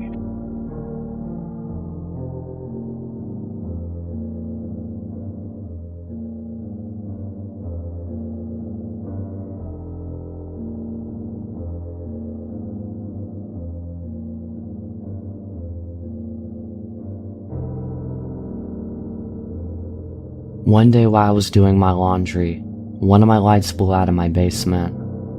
My basement is set up so that the laundry room is split from the other side of the basement with a wall and a door. In order to get upstairs, you have to exit the laundry room and go through the other part of the basement. So the light blew in the other part, not the laundry room. I finished the laundry I had to do while dreading walking through the dark basement. I exit the laundry room, get halfway through the basement, and I hear a loud cackle. Imagine a sound people make when they're imitating a witch. Take that, and imagine that the witch has been smoking for 50 years, making her voice deeper and hoarser. That is what I heard, clear as day, right behind me. I did not look hesitant to bolt for the stairs. I waited until my father got home, and then changed the bulb. I have yet to hear that cackle since, and I have not told a single person in the house about it.